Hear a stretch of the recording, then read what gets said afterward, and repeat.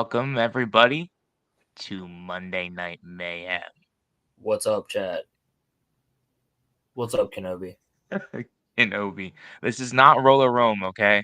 Yeah, no, We're actually this is we're different. actually we're somewhat serious on here, okay? No, but in all seriousness, welcome to Monday Night Mayhem. The week of Halloween was when we did the first one last year. Then we forgot about it. I And we didn't didn't do forget one about for it. I have so many ideas for this specific show. well, it's back now, and tonight it'll be on both of my YouTube channels, but going forward, it will it will it'll only be on Rumble and Patreon. So just wanted to let you all know that. And clips will be on my YouTube channel. So Yeah, we'll still just post clips, for but the whole point is if we ever get into certain conspiracy topics or things like that, YouTube gets all funky about that stuff. So yeah. we want to be Yeah, able to exactly. actually have a conversation with people about some pretty interesting topics and things like that without having to worry about the video getting taken down or the stream getting ended. But tonight we're Yeah, because talking that's about happened to spooky people. stuff because it's Halloween week. Which is Roland's favorite holiday, right? Yes, Yep. Halloween, All right, so Halloween's the shit. So we're gonna talk about I did. I got some good stuff. I got some good stuff. I got same here. some strange disappearances of people that are kind of spooky. I have Some hauntings, a some ghost so stories.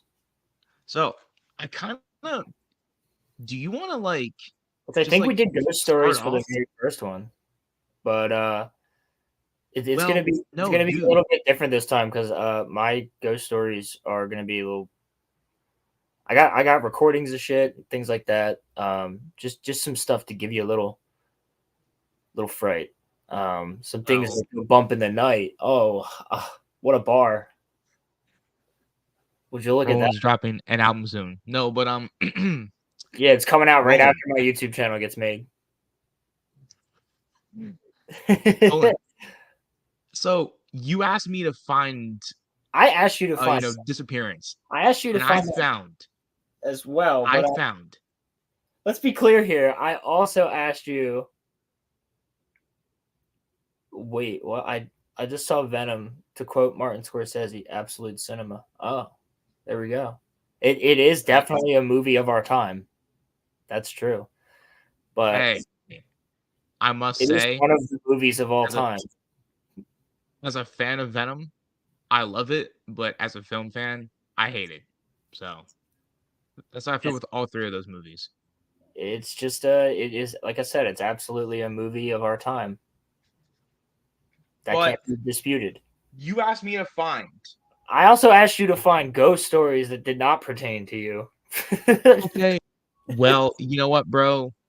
I I had a busy week, but Or I did my homework. I did this way. Hold on. This is 2 weeks ago.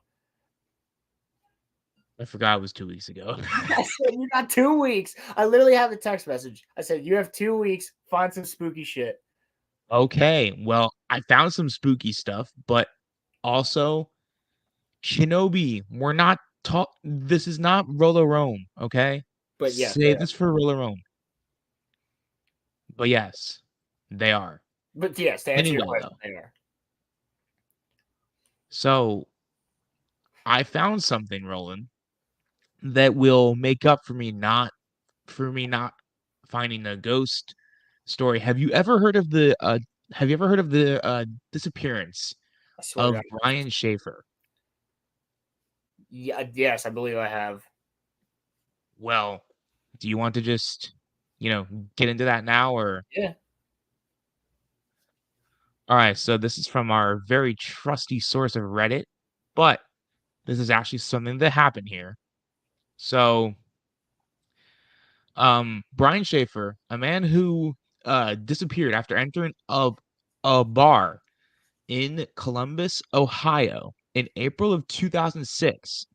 He was recorded on security cameras entering Yeah, the bar, but there's never video leaving. footage of this.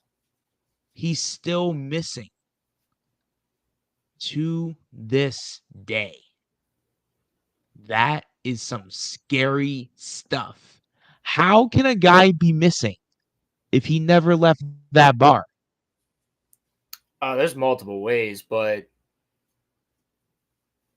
like it's that I thought this was the guy that you see just sprint out of the airport. I have seen this one where he leaves the bar and he just never seen of or heard of again. I mean, they might have a freaking vat of acid in the basement. Yeah, I mean, like they could have killed him.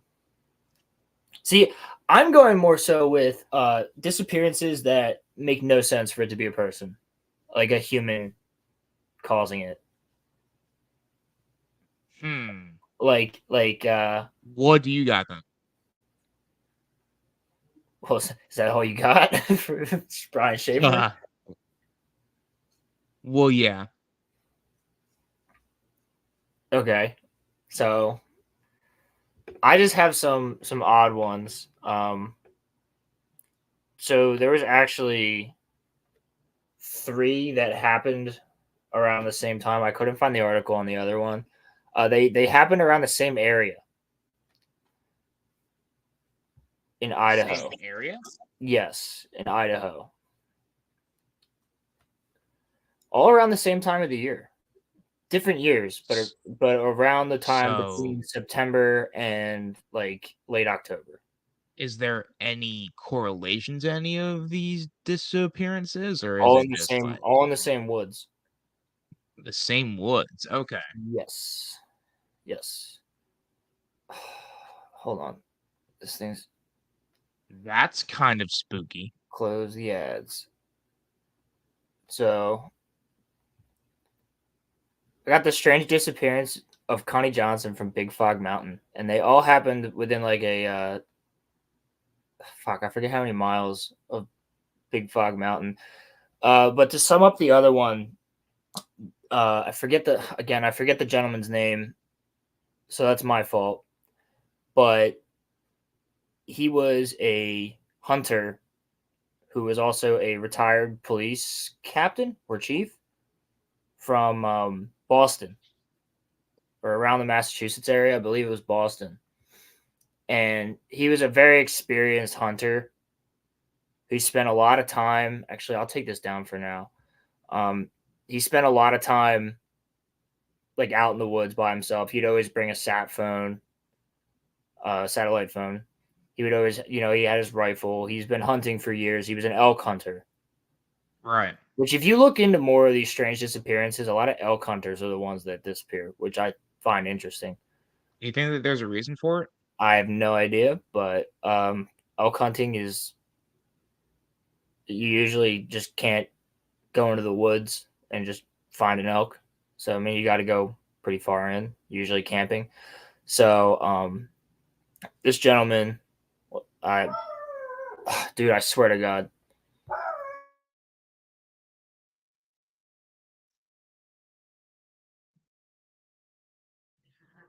Rolo went silent. So, in order for there not to be a bunch of dead air, bro, because my neighbor's dog won't shut the fuck up ever. Want a fucking window open? A leaf could fall in the backyard, and you just gotta shut the fuck well, if it up. makes you feel any better, I couldn't hear it, so probably chat can't hear it either. No, I don't. He's gonna go for 30 minutes now. So anyway,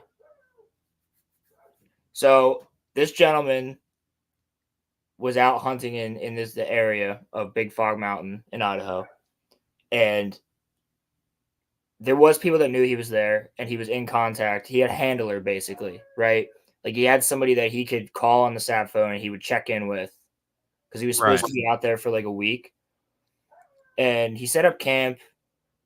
He hadn't caught anything or shot anything yet, so he's in the middle of hiking. He said he would just keep going out and coming back to his camp. So they knew where his camp was. If anything went wrong, he had a sat phone. He'd call them, things like that. You know what I mean? Right. So Yeah. basically, what happens is this guy, let's just call him. I'm gonna call him Brian because I actually feel like that was his name. So let's say like Brian makes this phone call and he goes, "Hey guys, like just to let you know, I hurt my knee. I'm okay. I'm hiking back to camp. No worries. Like everything's gonna be like I'm totally fine. I know what I'm doing. I'll be back in a couple days. I'll check in at whatever time he said I was gonna check in. You I know, think like I've heard this story six before. hundred or something Yeah. like that. So again, like police captain, experienced hunter, been doing it since he was a kid, and always was prepared with sat phone, communications, regular check-ins, all that stuff. So he doesn't check in, and also doesn't return back to the location where he parked a couple days later. And they're like, well, that's unusual. Like, I'm sure he's fine, but that's unusual. So Yeah, eventually, that is very scary. eventually he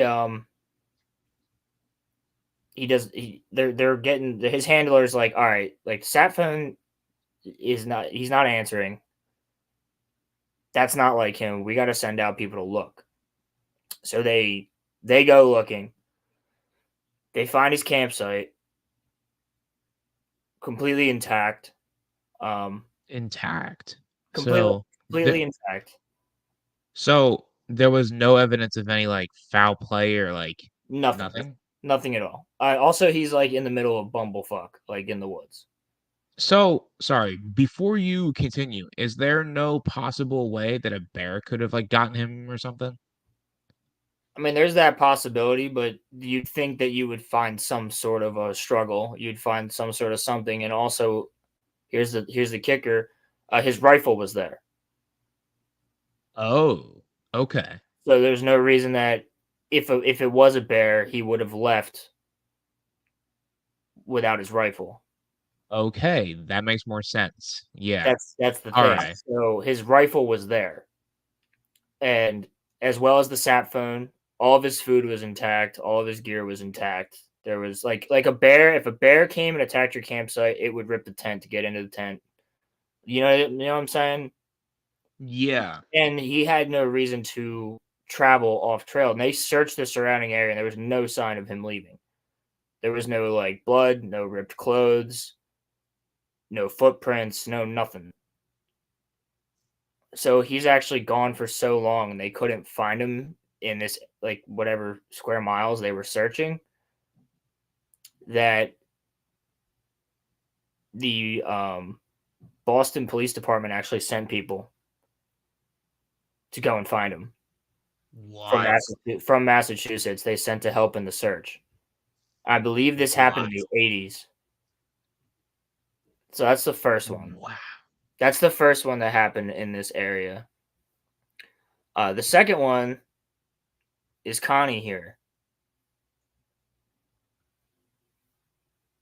You said that these all happened around like the same time? Same time of the year. Not the same time, Yeah. the same time of the year. So this one's Huh. really interesting because Connie disappeared October 3rd, 2018. Not that long ago. So she was 76 and worked as a camp cook for Ritchie Outfitters based in Salmon, Idaho. Just again around Big Fog Mountain, near Big Rock and Grangeville, Idaho. The area was remote with no roads and only accessible by horse or on foot. She was last seen on October 2nd when the hunters left the camp. According to County Sheriff Doug Giddings, the next day, the hunters had radio contact with Connie, but they could not understand what she was saying as the radio transmission was weak. When they returned to the camp on October 5th, Connie and her dog were gone. So this also explains why this makes zero sense. Connie was an experienced outdoors person, previously worked as a U.S. Forest Service wilderness ranger at the Moose Creek Ranger Station. She was also a member of the Selway Bitterroot Foundation, and she frequently led young people and other groups on tours of the backcountry in the area. So she knows her way around, and she's very experienced. They said she was experienced in backcountry and knew how to survive. Even if something went wrong, she was 5'7", 140 pounds, and had blonde hair and blue eyes. Chris Adkins, a former colleague, says it's reconcilable, like what everyone is dealing with this, because, like you said, this isn't like some pilgrim's first rodeo. This is a woman who spent the last 25 years of her life, most of them on foot in the wilderness alone, doing her wilderness range work. And if there's anybody who has a skill set that positions them to beat this, it's her. Yeah, so she had been in this type of a situation before. Exactly, many times. 25 years of that. So a Okay. large search with searchers on foot and tracking canines were quickly deployed. It involved aircraft deploying FLRI or IR heat technology from the U.S. Air Force, the Idaho National Guard, and the Clearwater County Backcountry Helicopter Rescue Team, and no one found any trace of her. They ended the search 2 weeks later on October 16th. 3 weeks later, her dog turned up at the Moose Creek Ranger Station, 15 miles from the camp where she had disappeared from, but without her. The dog was examined, fed, and then taken out to search for its owner, but to no avail. She had good experience in So, just outdoors. like the first person, Yes, a very experienced person who knows their way around. But the creepy thing about this is they had radio contact with her. They had radio contact with but they her couldn't understand, but they 3 couldn't. days. Yeah, 3 days beforehand. Yeah, but they couldn't understand what she was saying, though, according to what it says here. Yeah, but even if she had, Hmm. like, the search canines didn't do anything. Like, dogs don't just leave their owners either, like that. Yeah, true. You know what I'm saying? Like, that's. Yeah. I'm just saying it's a very strange. It's a strange one. This whole thing is weird. Again, it's all around Big Fog Mountain. And then we have the Terrence Woods disappearance, also around Big Fog Mountain. What? Another one? Terrence Woods, 27, was reported missing in mysterious circumstances around 5:30 p.m. on the same day in the Oro Grande What? area of Idaho. He was a production assistant from Maryland, helping film a documentary on Penman Mine for Whitewater, a British TV show. That's At wild. some point, he ran off into the woods for some reason and has never been found. His father What? said they, the production crew, thought he fell off a cliff, but by the time he got over there, he was 15 feet down the cliff, running like a hare. So I said, "What do you mean running like a hare?" And they said, "He runs so fast, I ain't never seen nobody run that fast. You can't get lost out there, because if you get lost out there, you're going to run into a road or houses." So he didn't just poof, vanish, and disappear. No, he made it to that road. Someone had to have picked him up. Despite an extensive search, no leads were obtained from the previous 7 days of searching, and no signs of Terrence were located in the search area or the expanded search area. So he didn't have a phone that they could ping? No, Because so everyone's got actually, smartphones. so I'm not paying for this, but I watched a video on the rest of his story as well. So that's what I'm going to talk about now. Okay. Because I'm not paying like whatever to read that. Yeah. So Terrence, what had happened was they were filming a documentary out there, and the one day he kept telling the crew like he felt strange, and he was also like a sound guy, right? So he had a radio, and he kept telling them like that he's like, what are you guys hearing on the radio? Again, this is the same exact day that Connie disappeared. That's weird. Like, yeah, strange. And he's like, yo, he apparently he started getting really strange towards the middle of the day, where he said he was hearing stuff on the radio and everybody was like, there's nothing being heard. Completely normal guy. No, never a sign of like mental problems, schizophrenia, nothing like that ever appeared. And he's got an entire crew. Like there's like 15 people there, including All him. right. So can I put on my tinfoil hat here? Hold on. So this is All right. actually what happened. At one point, he stopped, took off all his gear, pulled his shirt off, and booked it into the woods, like fast as fuck. So they and screaming, like Bro something was was naked? no, not naked. He just took his shirt off, but screaming and Oh, okay. running like something was chasing him, and like he couldn't see the people that were right in front of him that he ran past, like pure fear.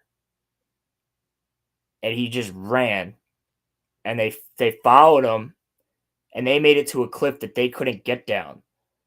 They said when they looked down the cliff, and there's multiple witnesses for this and everything like that.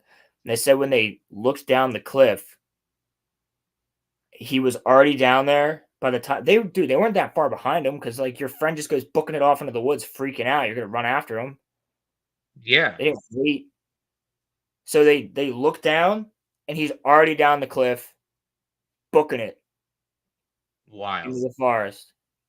If he had left the forest, somebody would have found him.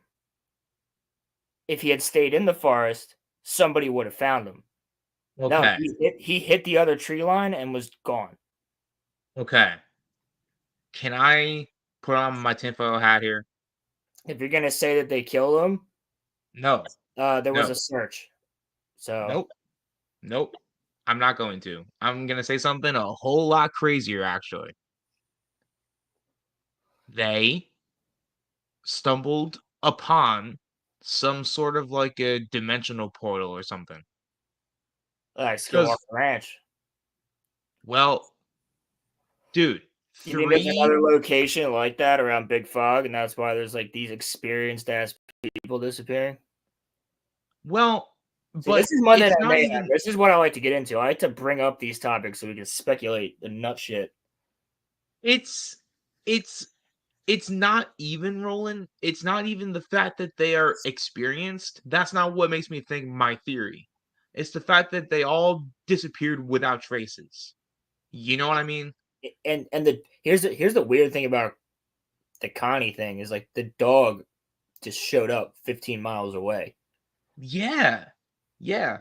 And it's like you said, dogs don't leave owners. Dogs do not leave. Even if she was hurt, the dog wouldn't leave. Yeah. So I But why think would that she? Why would she leave? You get what I'm saying? Like what? She had never. She was supposed to be waiting for the hunters to get back. There was no there was reason for her. probably some sort of a pull. I There was think that they no ran reason into like for a her to dimensional leave. pull or something. No reason for her to leave.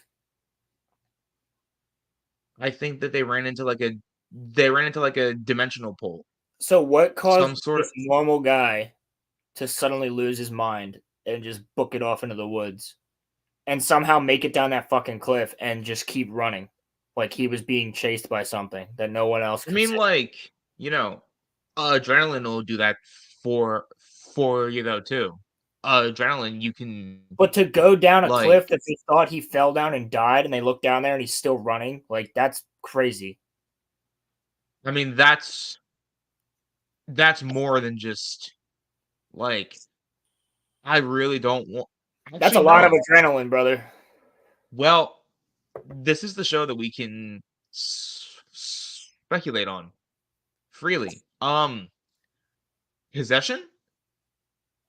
That definitely sounds like a possibility. It it's either like possession or there's some sort of an evil pull there that like something pulls all of these people to like a force of something, you know? Like there has to be something around that area that pulls people in. But that but but that third story kind of is what like proves it because maybe there's forces around there that like makes all these people terrified and then they feel like they have to run towards this force and then they go missing. That's just my own personal point of view. I mean, it could be way off base, but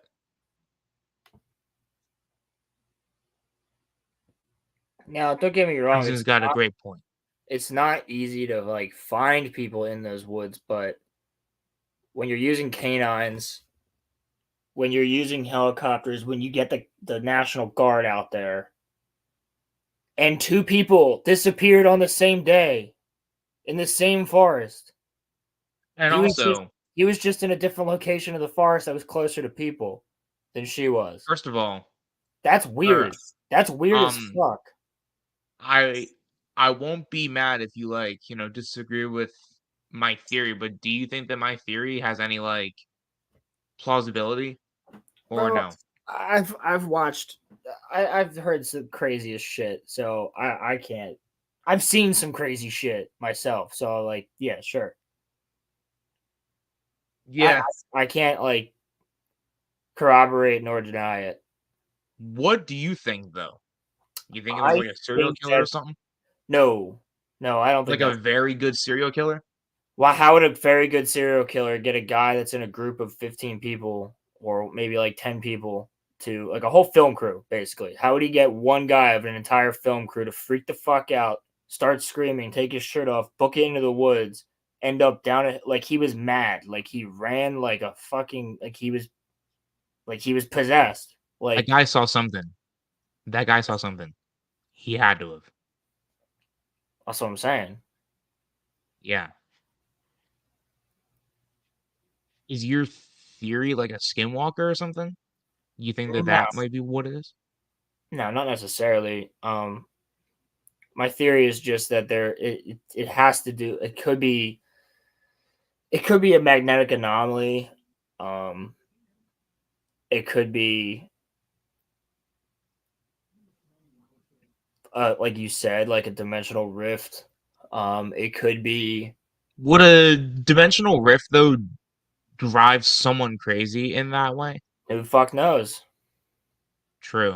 We don't have any studies done on dimensional rifts, so that is true. Who the fuck knows what it could do? It's just but there's crazy magnetic anomalies all over the place, and some of that which is true. I believe are dimensional rifts. There's a location in the North Pole or Antarctica, one of the really fucking cold, one of the poles, but there's a magnetic anomaly down there where atoms, new atoms, are just showing up. Yeah, and it's and they're well, that makes zero sense. So it would have to be.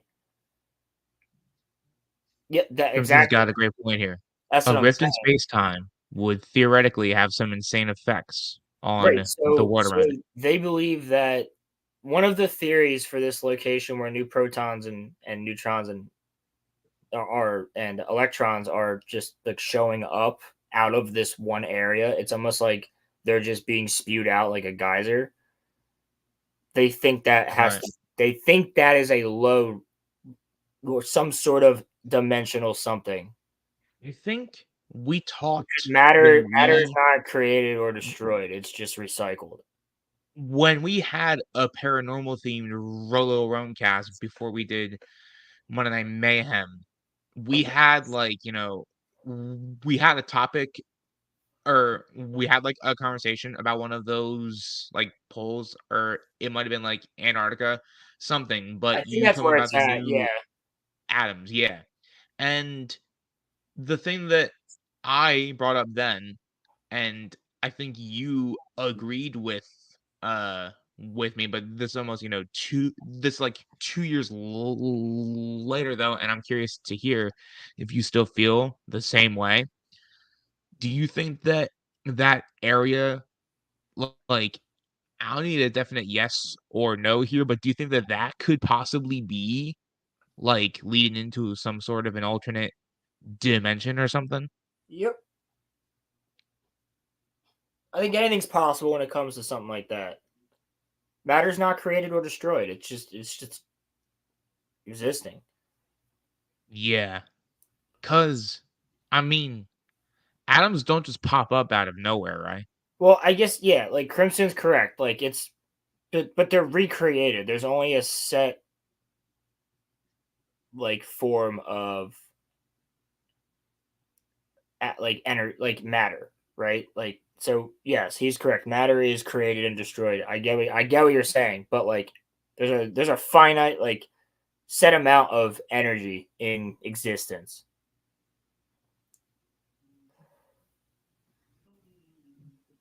First said Mater. What's up, Trav? What's up, Ben? Um, thoughts on Diddy? Wait till we go on Rumble for that.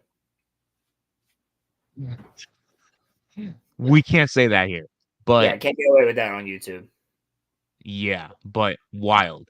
Um, no, but so yeah, that's my theory on this, area where these like, three people vanished is See, I think magnetic anomaly could be the answer too, because magnetic anomalies can fuck with people. is that is that close to a dimensional rift or what is a magnetic Oh, anomaly? well, see, the human body is affected by magnetism all the time, Yeah. constantly. Like right now, you're being affected by magnetism of the Earth, and thanks, Crimson. I appreciate that.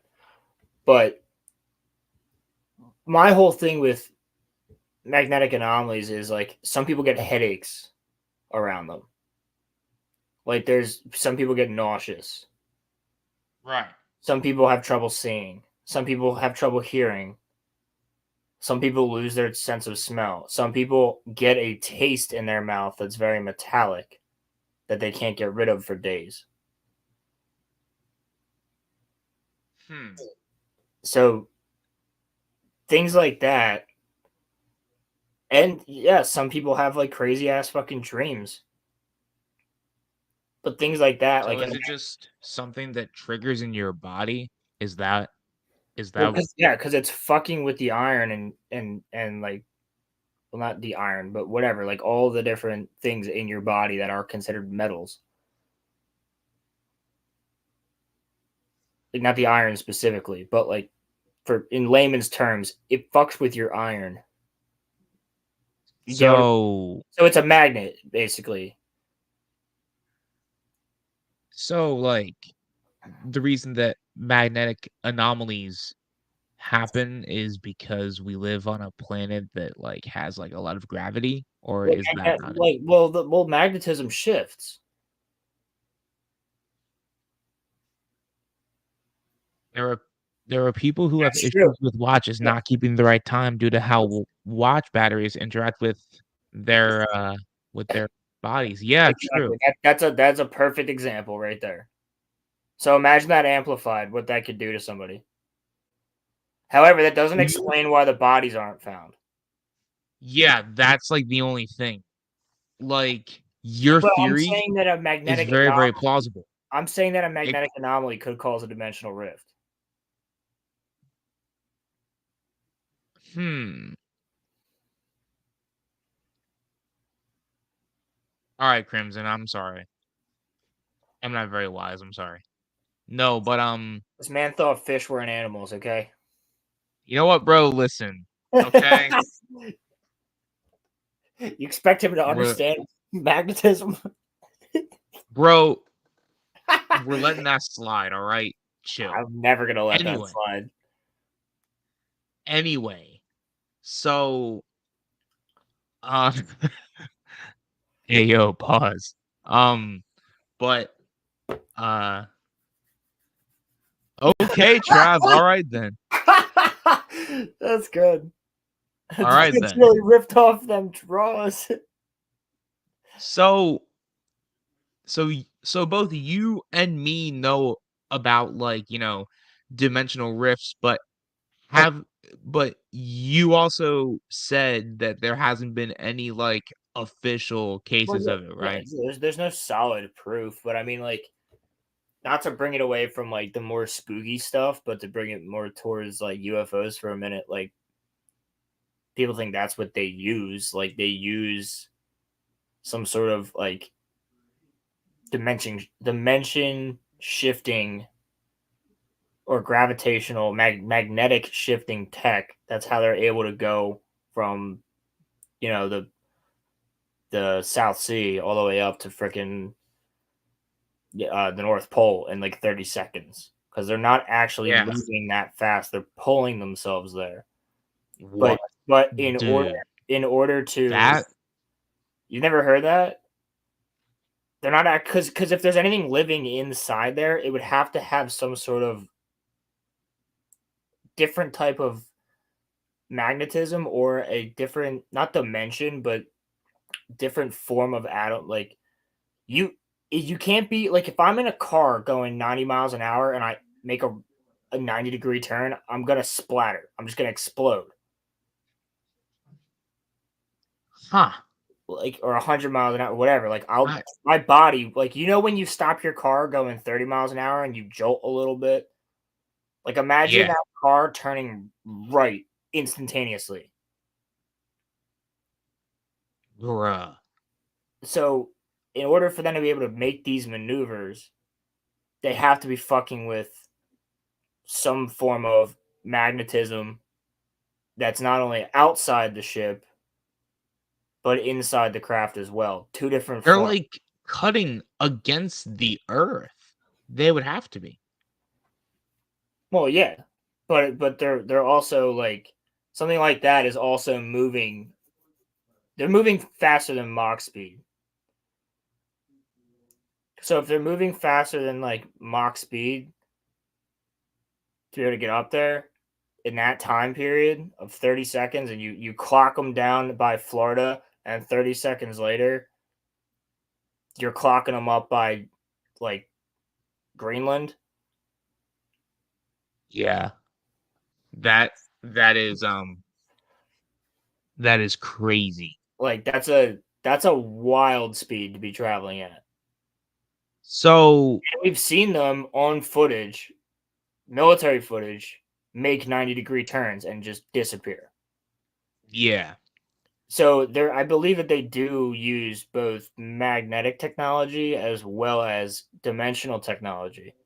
So for what happened here, Because you imagine think this. that it's a poss Imagine if on the inside they had some sort of, so they could either create their own gravity well inside the ship yeah. so that it's normal gravity all the time. You don't get that jolt when you're going 30 miles an hour when you stop. Yeah. Like, but you can like stand up, walk around like you're in your room, but you're going like the speed of freaking sound. Right. And you can make all these So turns and stuff, but can I nobody's swaying, nobody moves.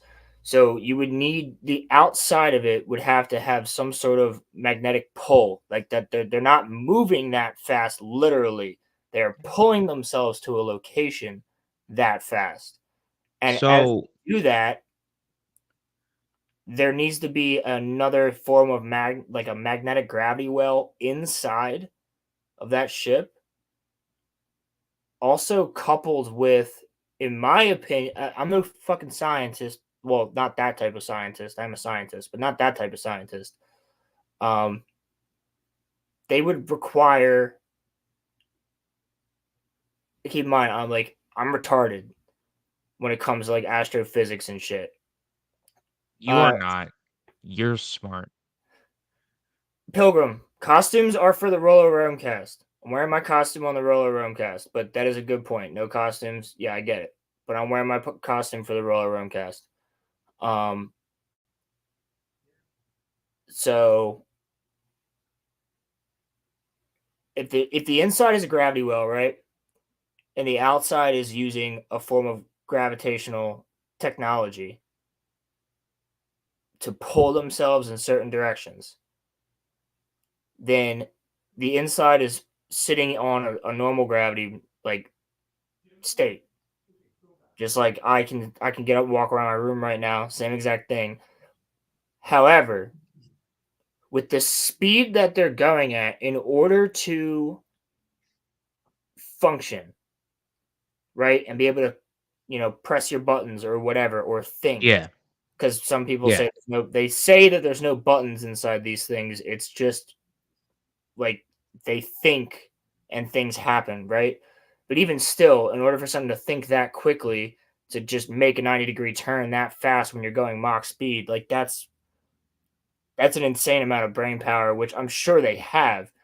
However, you could couple that with dimensional technology where you're actually in our dimension, but you're creating a almost like a sub dimension within it inside the ship when you set foot in the ship when the ship is moving. Right. That way, that time for you in the ship is moving slightly slower than it is outside the ship. So Giving you more time to give orders to your crew. So, since we can speculate in any way on this show, then was there any evidence of any like Dude, that's dope. That's dope, Crimson. There's that is actually dope. one on YouTube called Cool Worlds who described it as theoretical. What the fuck is up with me tonight? For an interstellar ship similar to this. I'll have to check that Sorry, out. bro. That's me. That is me constantly. No, but so was there any like evidence of like UFO activity in this area?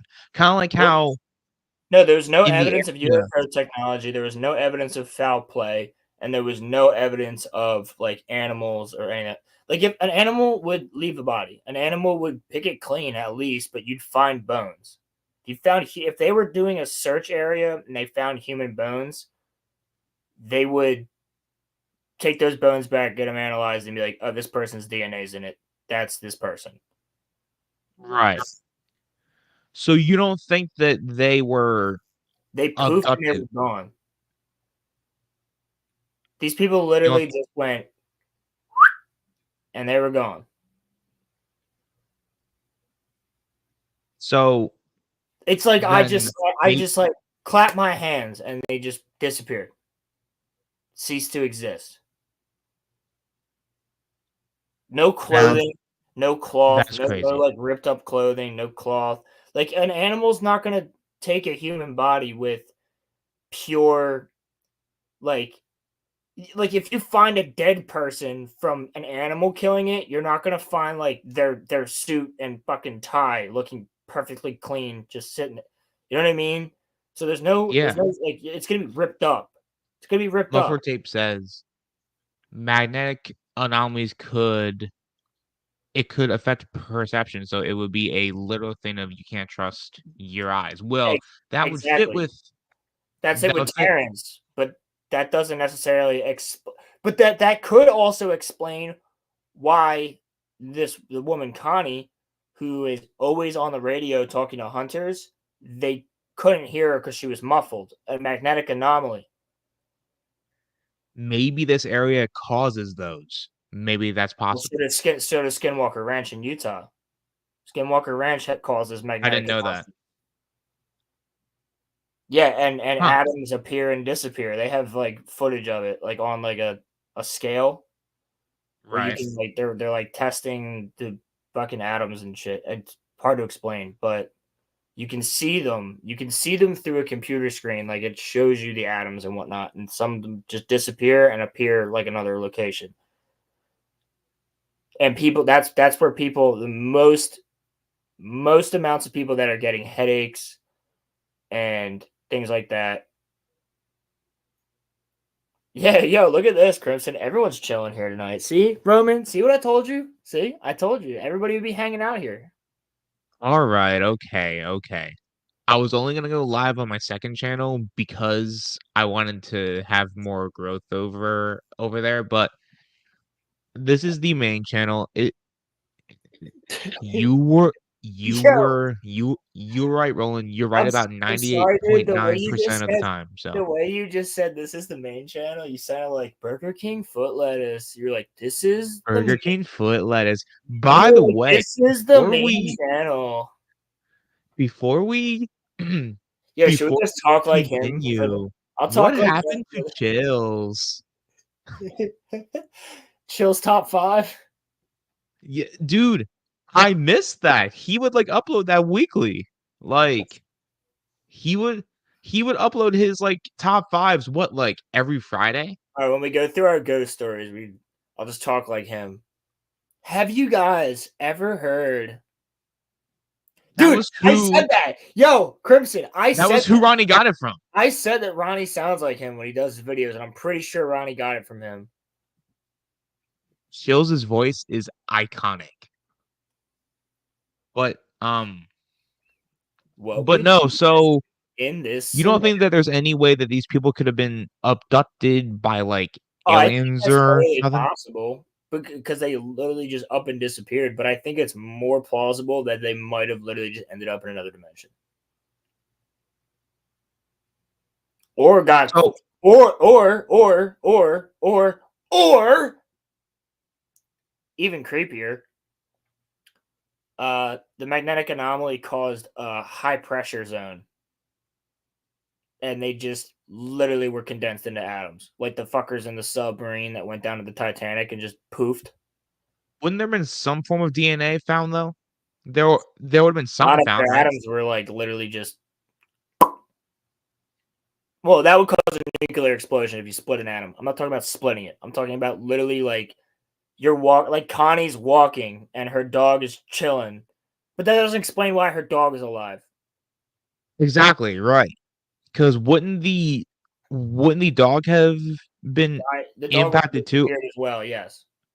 I think that they went into another dimension or something, bro. Or I think that something in this area. I'm not talking about just magnetic anomalies.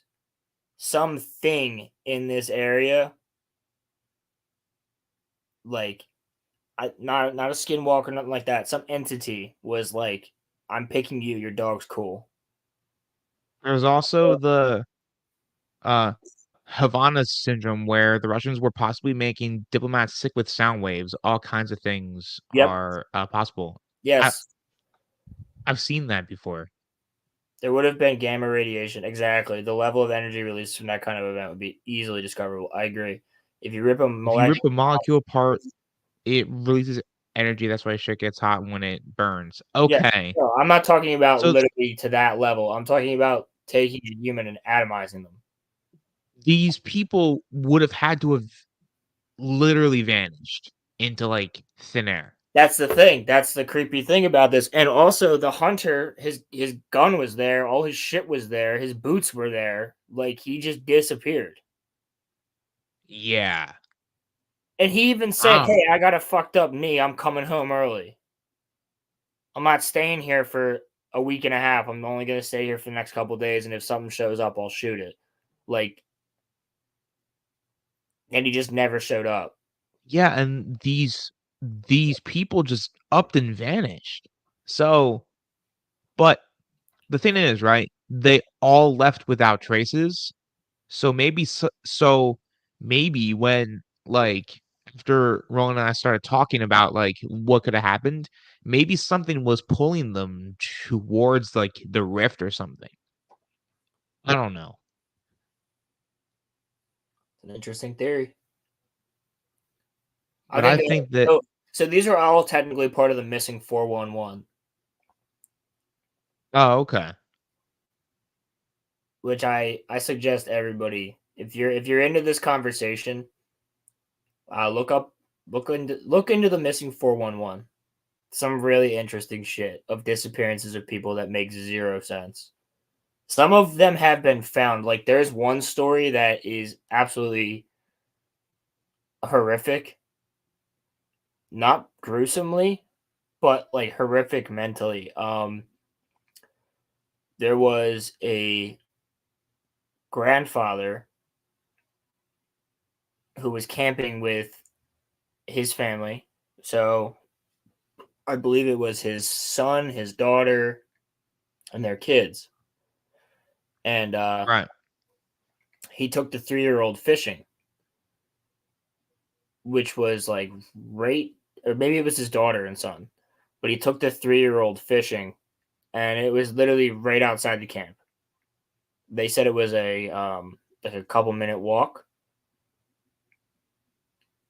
And at one point, he's fishing. His grandson's next to him.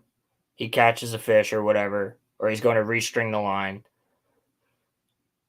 And he turns around, and his grandson's gone. What? Just gone. What? And they searched everywhere. They trawled the bottom of the lake. They searched the entire fucking area. There's no sign of this little 3-year-old. So, like, like, um, like these three people, there was no like trace of him. None. Yes. Nothing. Yes, nothing. There's another one which is also like, imagine you're that grandfather. You're like, I'm fishing with my grandson. This is gonna be great. And then you turn around and he's just gone. Like they brought out That's dogs. They brought out everybody from the town was looking for him. Like they weren't even that far I would away. never be able to live with myself. That's what I'm I would never saying. be able to live with And myself. it's the same thing. There was a father who was Boy Scout troop. He was on a Boy Scout trip with his son and the whole troop.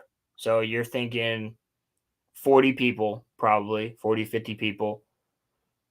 And they took a 5-minute walk. Again, they were fishing. They took a 5-minute walk down the trail. Down the trail. Here's the other thing. So there's one trail that leads out to a water source so that the scouts could go fishing or campers, whoever was staying there. And then there's the camp. So you'd have to pass through the camp or go to the water source. It was like a one way. And they were all camping there. So they wake up in the morning. Son's like, "Hey, Dad, can we go fishing?" Dad's like, "Sure, I guess we could go fishing before we start the day." He goes up. The son forgets something at camp. I don't remember what it was. So the dad's like, "Hey, yeah, I'll get the rods ready." You're like 8, 9 years old. You can walk down a trail and back. I mean, The sun vanishes, right? yeah, there's 40 people though. He's like, there's no reason for any, you know what I mean? Or he's like, yeah, we're in a Boy Scout trip. I'm on one end of the trail and there's 40, 50 people on the other end of the trail, and they're probably all waking up around now anyway. If anything happens to you, one of us will hear it. And they're not in bear country. They're not in, it's nothing crazy like that. So So did he vanish without any trace? yeah, so he walks back down the trail. 5 minutes go by. Dad's not worried because it's a 5-minute walk back. 10 minutes go by. He's like, okay, maybe he's talking to his friends back at camp. 30 minutes go by. And he's starting to wonder, like, is he even going to come back? Like, I'm going to go get him. Dad's getting kind of frustrated. And eventually he walks back there. No one in camp knows where the son's at. What? There's no sign of anything on the trail as the dad's walking back. That's insane. Son disappeared. It was never found again. How does... But... So, there's something that correlates with, like, all of these, but... Could that really just be a dimensional rift? Or, like... A magnetic anomaly? Or, like... Is there something like, in the air or something? Because, like, just like thinking of it from like, a practical sense, Roland, people do not just vanish. It doesn't happen. It's No, if especially there's an children. animal attack, if there's plus he's only 5 minutes down the trail. Like either if he yelled 3 minutes walk away, you'll hear like both camps would hear, both locations would hear him. You're a woodsman. Is there any chance that like he could have gotten stuck and his father couldn't hear him or something? Maybe. Yeah, but they would have found the body when they searched the area. Mm. It was flat terrain. It wasn't like they were up on cliffs and shit. It was generally flat, lowland terrain. So he just vanished. He just like flat out vanished. Yeah, and there was no roads nearby. There was nothing like that.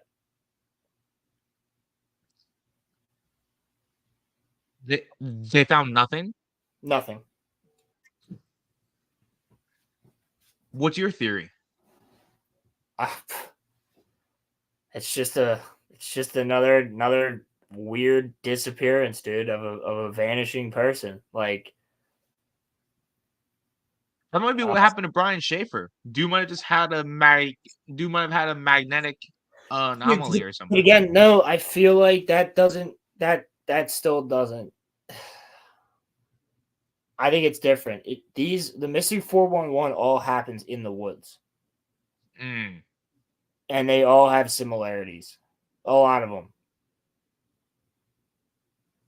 Is it like so? Hunters? Like there's a lot of hunters that just go missing. Like there's this weird one where all these elk hunters, they all went out, big group of guys, like the homies, right? They always go hunting together. They've all been hunting for years. And what they're gonna do is line up at like 3 a.m. and wait until sunrise at like 7 a.m. That's the best time to like hunt these elk, right? So they each line up like 100 or like 50 yards away from each other. So they all have their locations. And they know exactly where they're going to be at. And they're close enough that they can signal the other guy with like clicks of a flashlight through the woods. But that's not what they're planning to do, but they could. You know what I mean? So Right. So the whole idea was if you need to say something, you walk the 50 yards, go up to the other guy, tell him something, and then he'll go down the line. And that, like, hey, I'm hurt. Or they could radio in. You know what I mean? So all these guys are out there. They don't. That's true. That's what I'm saying. It's a lot of elk hunters. So they're lined up. They're ready to go. I think there's 7 of them, and they're waiting. They're looking out on this field, and sun rises. Nobody catches it. Nobody catches anything. Nobody shoots anything.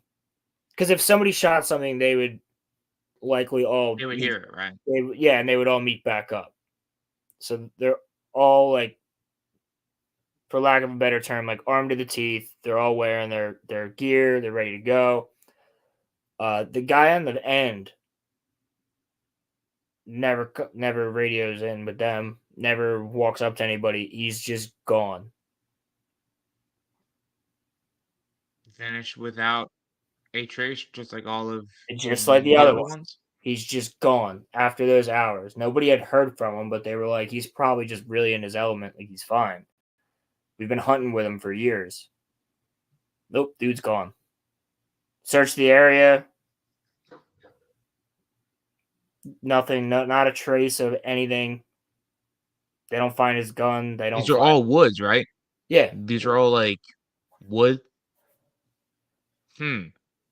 Nothing. So there's something going on in woods then.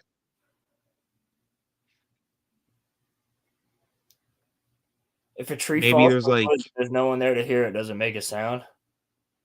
If there's a guy camping in the woods and he doesn't use his sat phone, he disappears. Like, who the fuck knows? that is scary. That is scary. That is scary. Again, with Connie, like Connie used her radio. They just couldn't hear what she was saying. Yeah, like based off what the article said, it's not that they couldn't hear her, they couldn't like understand her. And when you're in a state of delirium, you probably are not making sense. Well, they said there was interference with the radio, which, again, what if she's trying to fucking radio them from another dimension? That's why.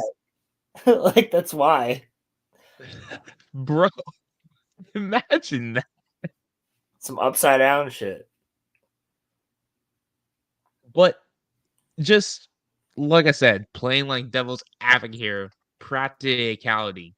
If she was in another dimension, how would the signal have like even gotten to them though? Who the fuck knows? You know what I mean? Who the fuck knows? We don't know anything about other dimensions. True. And how they But work on the inside. They've never been there. No one's ever been there. Well, maybe they have. They haven't come back though. true. You got a point. That is very very true. So I so there just to like unless you have more like just to like wrap this up there's all so all of the connections is that they're all in woods and they all vanish without traces, which is absolutely wild. They're all fairly experienced. Except for the 3-year-old Yeah. who was with an experienced grandfather. Yeah. And the grandfather's family. Like his mom and dad, the kid's mom and dad and his siblings were there. The one about the kid walking back to that trail though, Boy that Scout. one's crazy Boy because that was Scout. a 5-minute walk Yeah. and he just upped and vanished. Yeah. With people in between on both sides. Like he was in between two groups of people. Like and nobody. That's an easy area to search. Wild. That's crazy. That is insane. Yeah, That shit's spooky. like that's happened to so many people. And like all of the circumstances are similar. Oh, there's a lot more. Well, I know I'm not going towards woods. A lot more. So, just like really quickly, the high school that we went to, there's like a whole there's like a giant woods Weird shit area there. back there, dude. So, have you ever felt anything weird being in there? Fuck yes. And I have other people that can corroborate that. Fuck yes. You think that like all woods just have like a natural pull of something? No, because I've been in the middle of the wilderness. There is a strange stillness, though. I would lean more towards supernatural than scientific explanation. Yeah, that's what I lean towards. But, dude, I have had. Those woods are big, really big. Like if I walk in there, I know, I know where I'm going, right? I know those woods like the back of my hand. I've been through all of them. I've even been across like the train bridge, the trestle to the other side, but there's houses on the other side. Yep. But I know those woods like the back of my hand. You got to cut through the quarry, all this other shit. There's like abandoned things back there, like abandoned equipment, abandoned buildings, shit like that down certain locations. But like when I go in there when I'm bored, like I don't go far by myself. I just go to like one area. Yeah, and I wouldn't go very far. Sit there and I chill and then I leave. Well, I used to sit there and like smoke, but I don't do that anymore. That was in high school and like early college. But what I did used to do was my friends from Scouts and I, we'd be bored, we'd have nothing to do, we'd be hanging out. Be like, yo, you want to go walk around in the woods? Be like, yeah, fuck it, why not? So I've been there in rain, I've been there in snow, I've been there in like any type of weather, like, and we've been in those woods at like 3 a.m.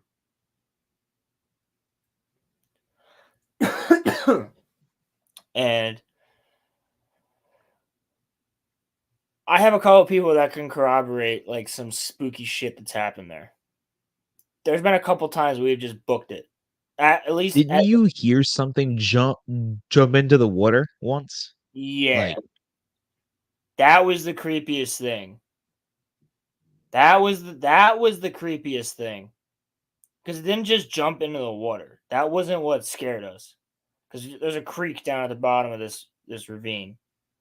yeah. Once you get all the way down there, it's at the bottom of like this valley. That's why the train trestle exists. Yep. And I've been there we were once. across the train trestle. We were on the other side, so the houses are like up to our left, but there's still like a good amount of woods in between us and the houses. Probably a couple football fields. And we're walking, and we start to just hear this really weird, like animal call from the other side of the river. Whatever it was loud, and it sounded like nothing we've ever heard. Now, I've camped in every type of freaking environment that you can think of in the United States. Never heard this sound. I know animal sounds really well as well. Never heard this. It's like a bird can chirp in my backyard. I'm like, that is a, you know, freaking golden crowned It's a robin or something. whatever. Or like, Yeah, like I can tell you like, oh, that's a red-tailed hawk, and that one over there is a chickadee, and that's a black-capped chickadee, and not just a regular ass chickadee. You know what I'm saying? Like I know yeah. animal Yeah. sounds, and so me and three other my cousin and two other guys were walking, and this thing starts making this really weird, like, it was guttural but also high pitched at the same time. It was weird.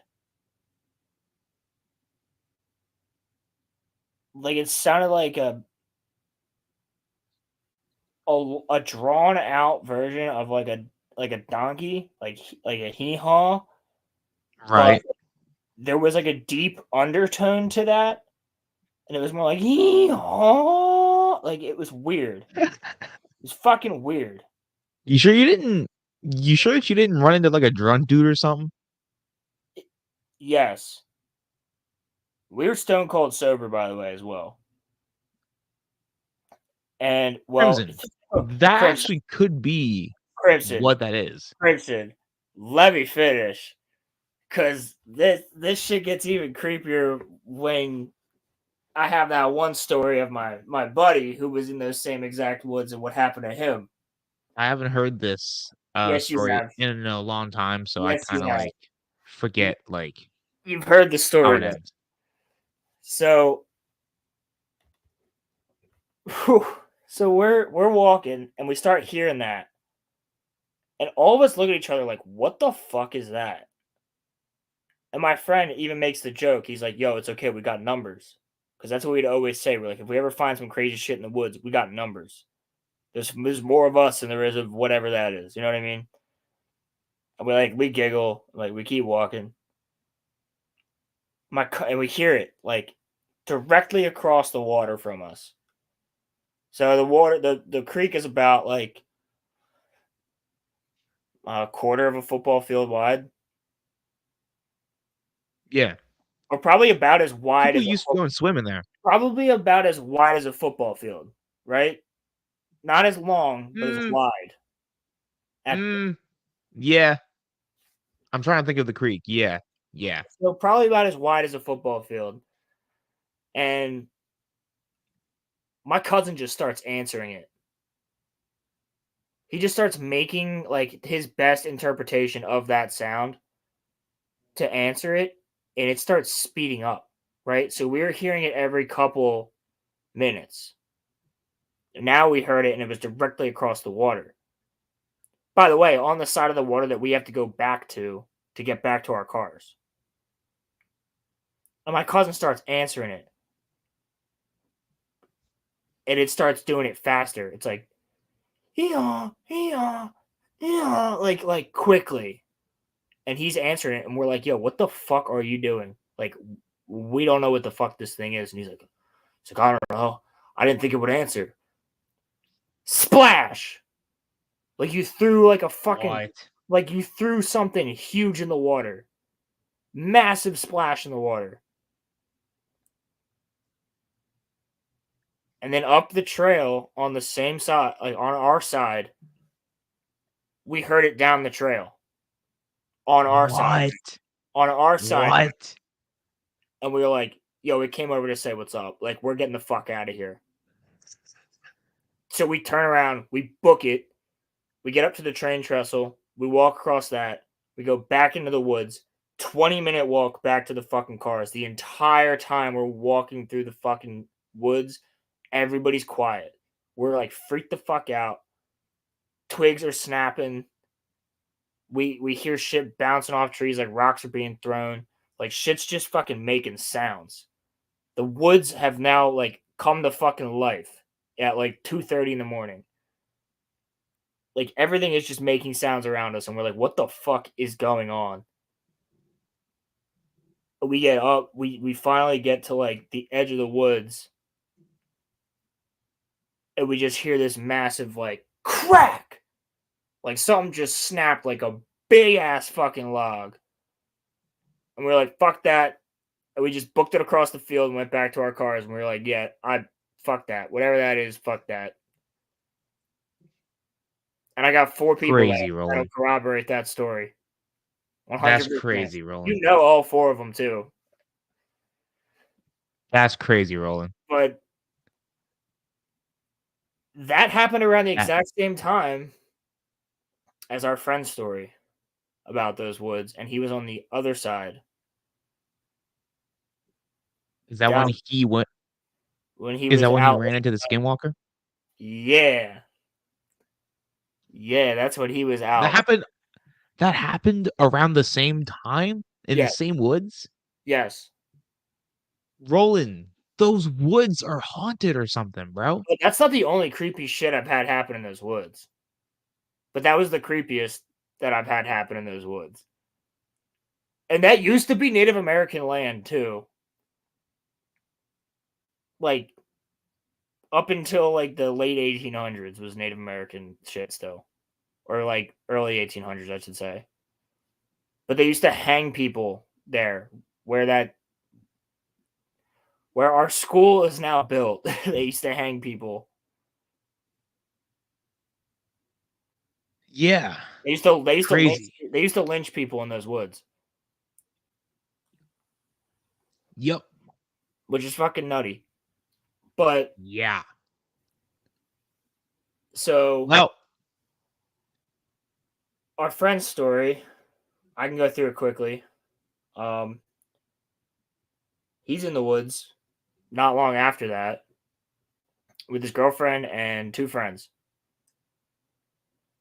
They're coming from the other side. Remember, guys, it's literally the same woods. So yeah, but he's coming from the other side of the river because that's where his house was closer, or her house, or whatever. So he's coming from a different direction entirely. But that part of the woods, there's like a mile before you hit any houses. And they knew that behind this elementary school that's over there, if you walk back there, there's a little like open area, like a little clearing where you could have like fires. Like kids would have fires there all the time. Yeah. So they went back there to have a fire late at night to smoke weed, and he wanted to play his guitar. So they're out there, and behind the clearing is a little bit of brush, and then a tiny little stream, and then like a 80-degree like hill. And then behind that hill is just it's flat up top, but like it's heavily wooded. No one's up there, and it goes for like half a mile to a mile of just woods. So they're hanging out and just doing their thing. And all of a sudden they hear a splash in the water and someone booking Yup. it through the brush. And that person just comes out into the clearing. And it's this woman. And she's got ragged clothes. She's dirty as fuck. She almost looks like she's bleeding from certain parts. He's asking like what like year it is Hold on. So at and all first that they're stuff like, too, what right? the fuck? And then they go, yo, are you okay? And she goes, what year is it? What time is it? Like, God sent me. He sent me to find you.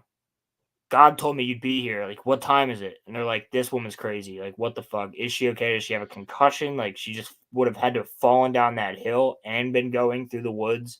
Like, what the fuck is going on? And she just comes over to their fire and starts asking them questions like, what time is it? What year is it? Where are you from? Um, what month is it? And what's the date? That was the other ones. And they were like freaked the fuck out that she kept asking those questions. So eventually she just goes, I need to come with you. I need to come home with you. She goes, I've learned. Like, I need to come with you. And they're like, what are you talking about? You're not coming home with us. And she goes, no, I'm here. I'm here for you. God sent me. I'm coming home. And they're like, what the fuck? So they start walking out. They don't even put the fire out.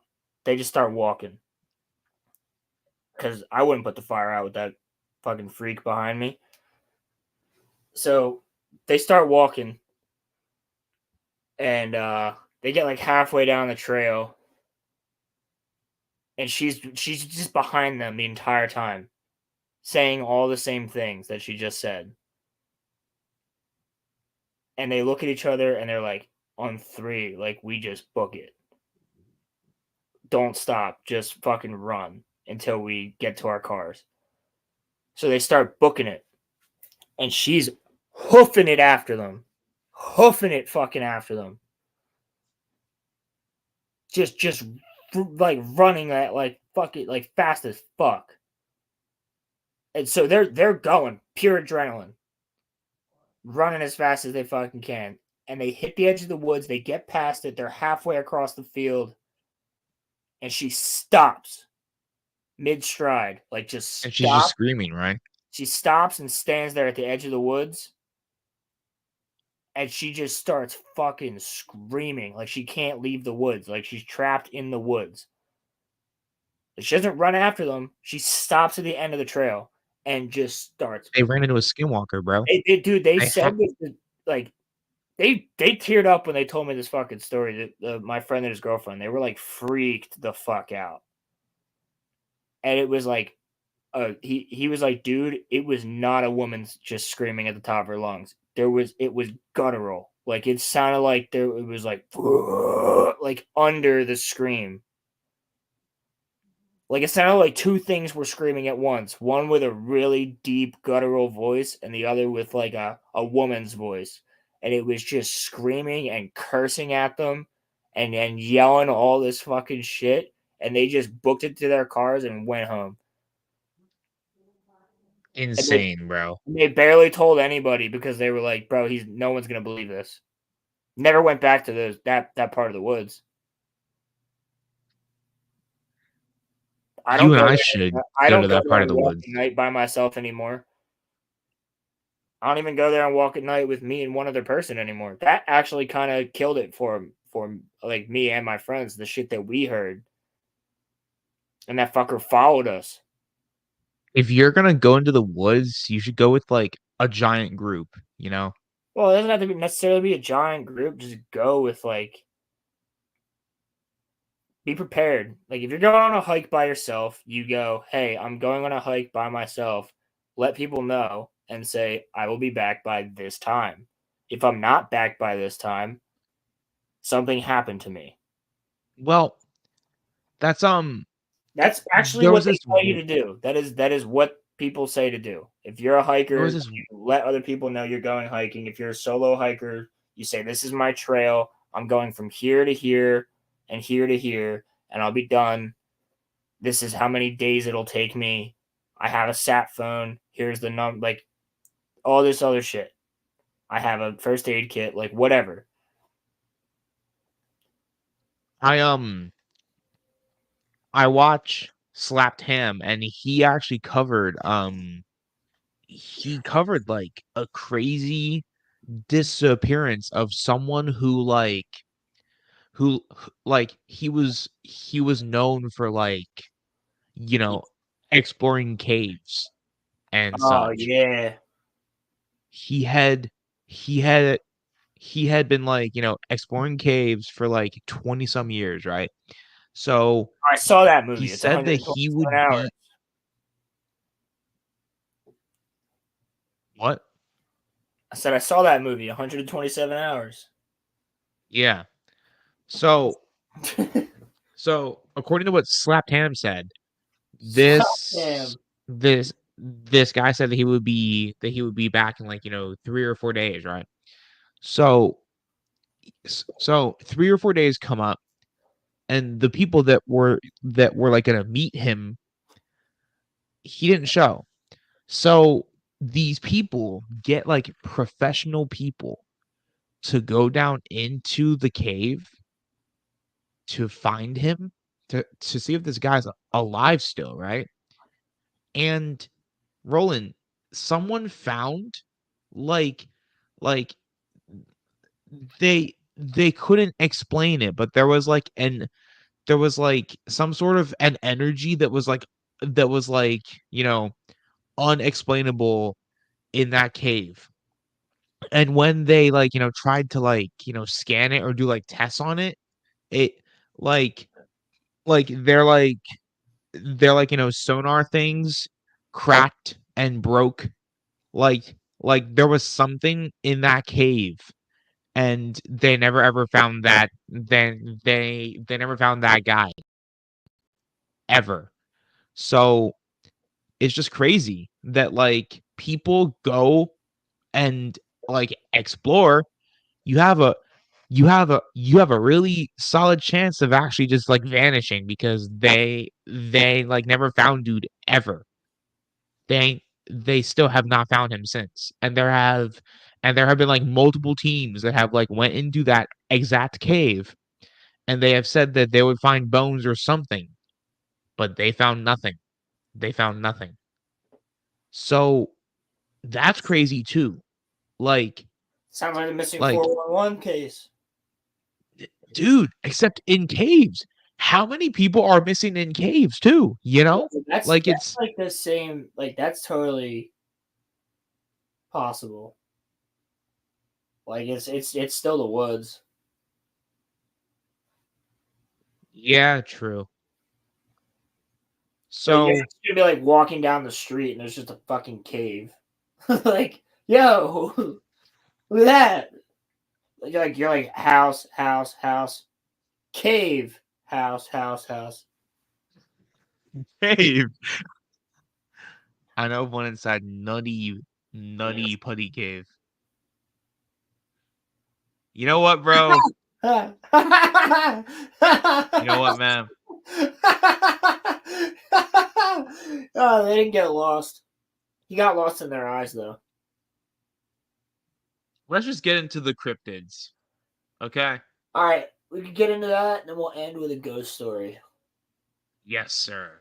Because I have a spooky, scary skeleton one. So since do you wanna talk about your cryptids first, or do you want to talk about mine first? Talk about yours first. All right. So, Roland, the first one that we are going to talk about is one that's kind of close to home. The Jersey Devil. That's definitely close to home.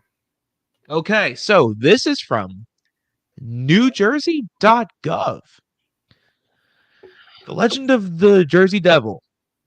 The Jersey Devil is said to roam the New Jersey Pinelands, and many people have told others of scary encounters on dark nights in the wilderness of the pines. Its screams are said to be quite chilling. The creature is believed to be the unwanted 13th child of Mother Leeds. According to those in the know, Mother Leeds, before the birth of her 13th child, declared that she wished the devil would take the child away after it was born. At birth, Yeah, the because child it was suddenly deformed. changed into the ugliest of creatures and flew away into the vast darkness of the Pinelands. It is reported that the Jersey Devil inhabits the eerie and misty wetland areas of the region, venturing out into the woodlands at night, seeking humans to scare away with his piercing screams and grotesque appearance. People have drawn people have drawn lots of pictures of the Jersey Devil, including the one on this page. Many portray him with horns, a forked tail, and a body that is part man and mostly animal. The reason that there are so many versions of what he looks like may be because people are so scared by his ugliness when they see him that they run quickly to escape and don't get a really good look at him. At times, there are newspaper articles in southern New Jersey about the latest sighting of the Jersey Devil. Reports of hearing his screams have come even from people in cities near the Pinelands. Some in New Jersey now think that the Jersey Devil is the protector of the Pinelands who will not harm any humans who love this special area and try to protect it. Perhaps he's not such a bad guy after all. So, first of all, real or no? No. You don't think so? I think that, yes, a deformed child was born in the Pinelands. But that's pretty much it. You think it's hysteria that people have? I don't know necessarily about hysteria. You think people are just making things up?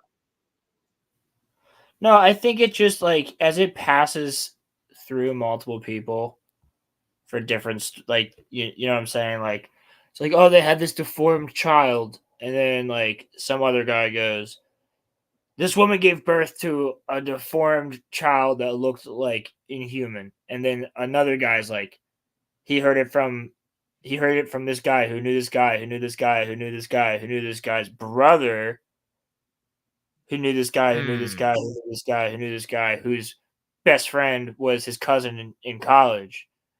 And he's like, yeah. So she gave birth to a demon. Okay, so And you then think that that just story, by word of I mouth, also I things just also think spread? it's a way to keep people out of the Pine Barrens from back in the day, because mobs used to run the Pine Barrens. They used to hide drugs, guns, money, and dead bodies in the Pine Barrens because no one could go back there. And because of the Yeah, I've soil, heard about that. because of the soil in the Pine Barrens, it breaks down material. Like it's very acidic. The water is very acidic, so it breaks down material very fast. So they would bury bodies back there because they wouldn't be found.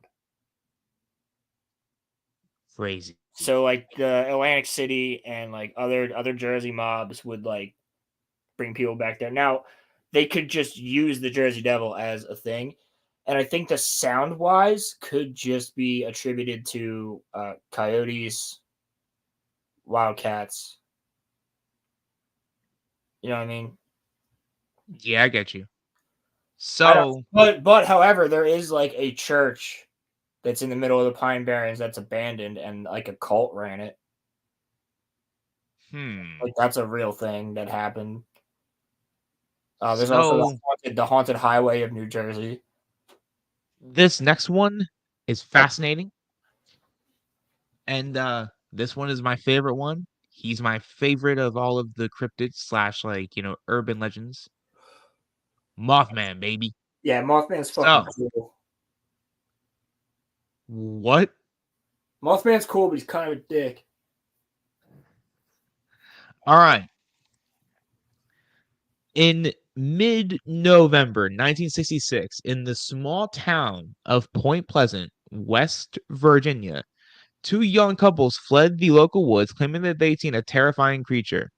They recounted their story to the sheriff and reported that the entity looked human in most respects, except for its 10-foot wings and glowing red eyes. The local paper ran the story of the Mothman. Within a day or two, the whole town descended on the location where the creature was reported, toting guns and ready to hunt it down. They didn't find it, but they did spark a legend. How did the Mothman go from a local myth to an internationally recognized figure similar to Bigfoot and the Loch Ness Monster? Great question. I don't care about your name. I don't care. Initially, Gitter and his classmates were told that their capstone project had to cover non-human history. Okay. Unlike Bigfoot, the Mothman myth has a definitive start date and location. After the initial report by the two young couples, newspapers in the area began to run with the story. That was where Gitter began his research. Through his research, Gitter uncovered far more than the cryptid's origins. He found a snapshot of small town Americana built into the fabric of the myth. Okay, pollution. I need like actual. Oh, okay. But sightings in Point Pleasant stopped after a tragedy. In 1967, a year after the initial sighting, the Silver Bridge, a major route in and out of the town, collapsed, killing upwards of 40 people.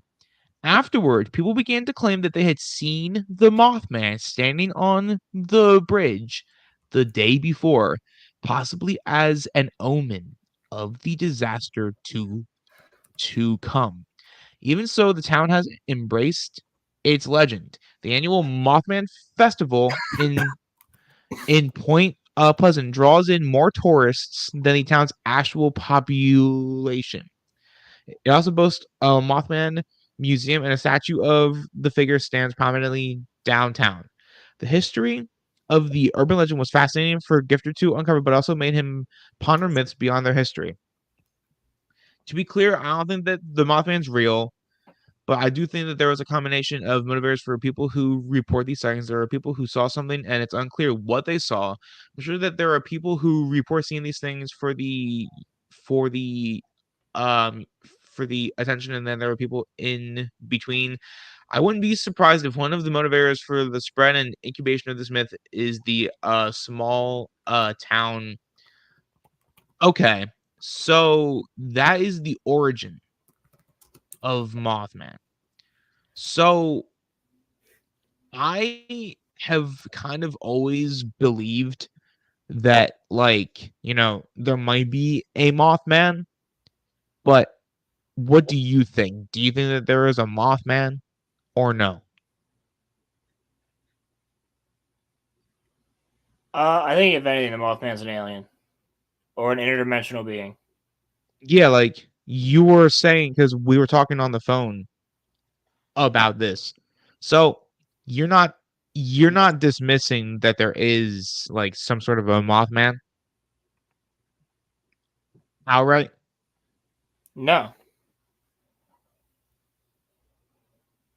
If so, then he has to be an extraterrestrial, right? Kind of like what you just said. Like he's got to be like some sort of an alien. Not necessarily. I mean, personally, Roland, I don't think hundreds of people would lie about seeing a creature standing on a bridge. Like people could see so many things in the fact of hysteria. the Mothman might be like a hysteria thing. It's possible, but those are my two cryptids. What are yours? So I have two that aren't necessarily like They're not necessarily. I guess you could consider them cryptids. Okay. So I have the first one here, which is. Hold on, let me just pull it up. Word. Share my screen. Bum. The Thunderbird. Hmm. And the reason I say I wouldn't even necessarily call it a cryptid is because I believe that the Thunderbird could just be legitimately a real thing. So it's a supernatural bird-like spirit in Native American mythology that is a symbol of strength, power, and protection. Okay. Right? Oh, I've seen this before. Yeah. So this is the Thunderbird. This is actually a famous picture of like, but I don't think it's legitimately real. I've seen that picture. Yeah. So the reason I just think that could be like a massive bird, or that's fake. But like either way, what I believe a thunderbird actually was is a pterodactyl or some sort of pterosaur.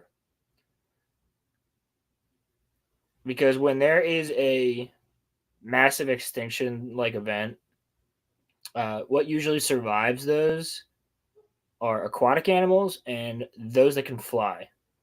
Well, wasn't it like proven that like dinosaurs lived on in like birds and such? Yeah, but I'm talking like this, which actually looks very similar to those drawings. Yeah, it does. So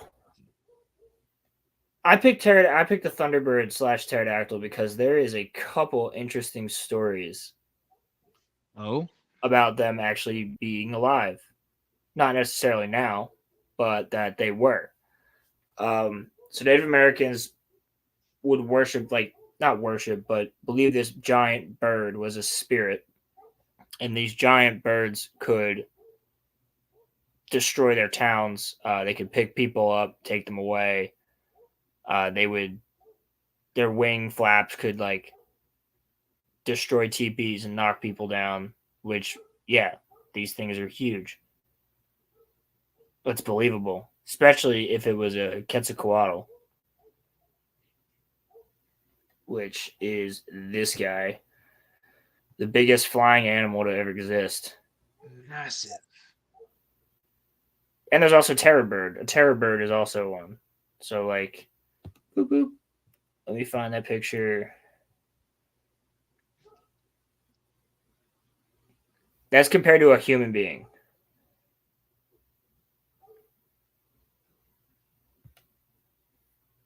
Get out of here, Google. No one cares. So, like, yeah, there's the Argentavis magnificens is the actual like Thunderbird, I believe,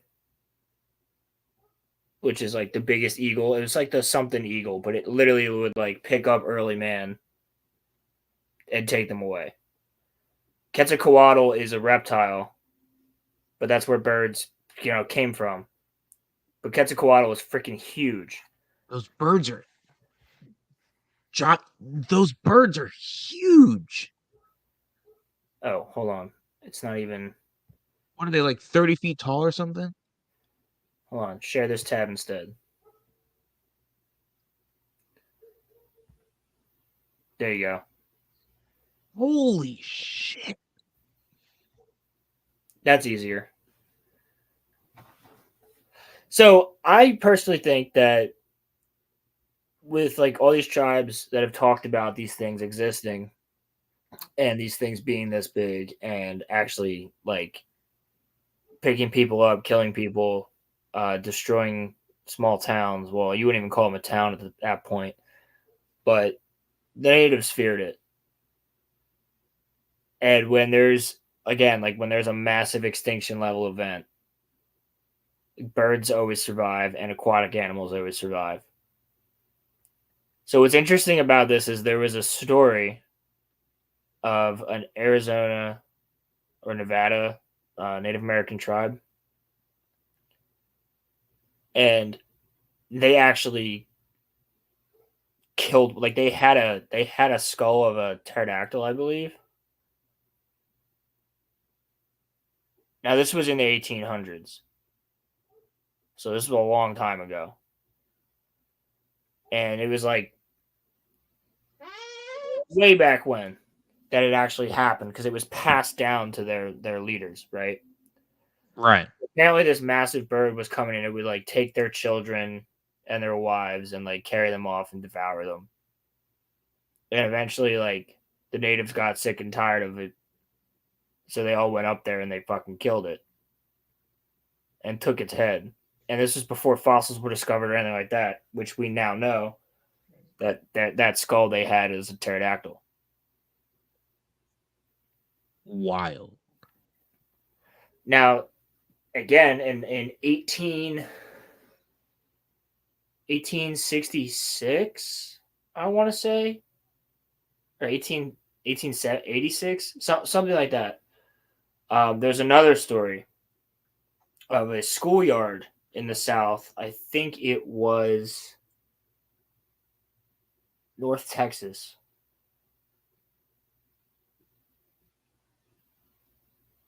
Yeah, I think it was North Texas. My dates could be off, but you could probably find it if you look it up. But there's a story of the kids were out in the schoolyard, and these two massive birds kept swooping down, like really close to the children.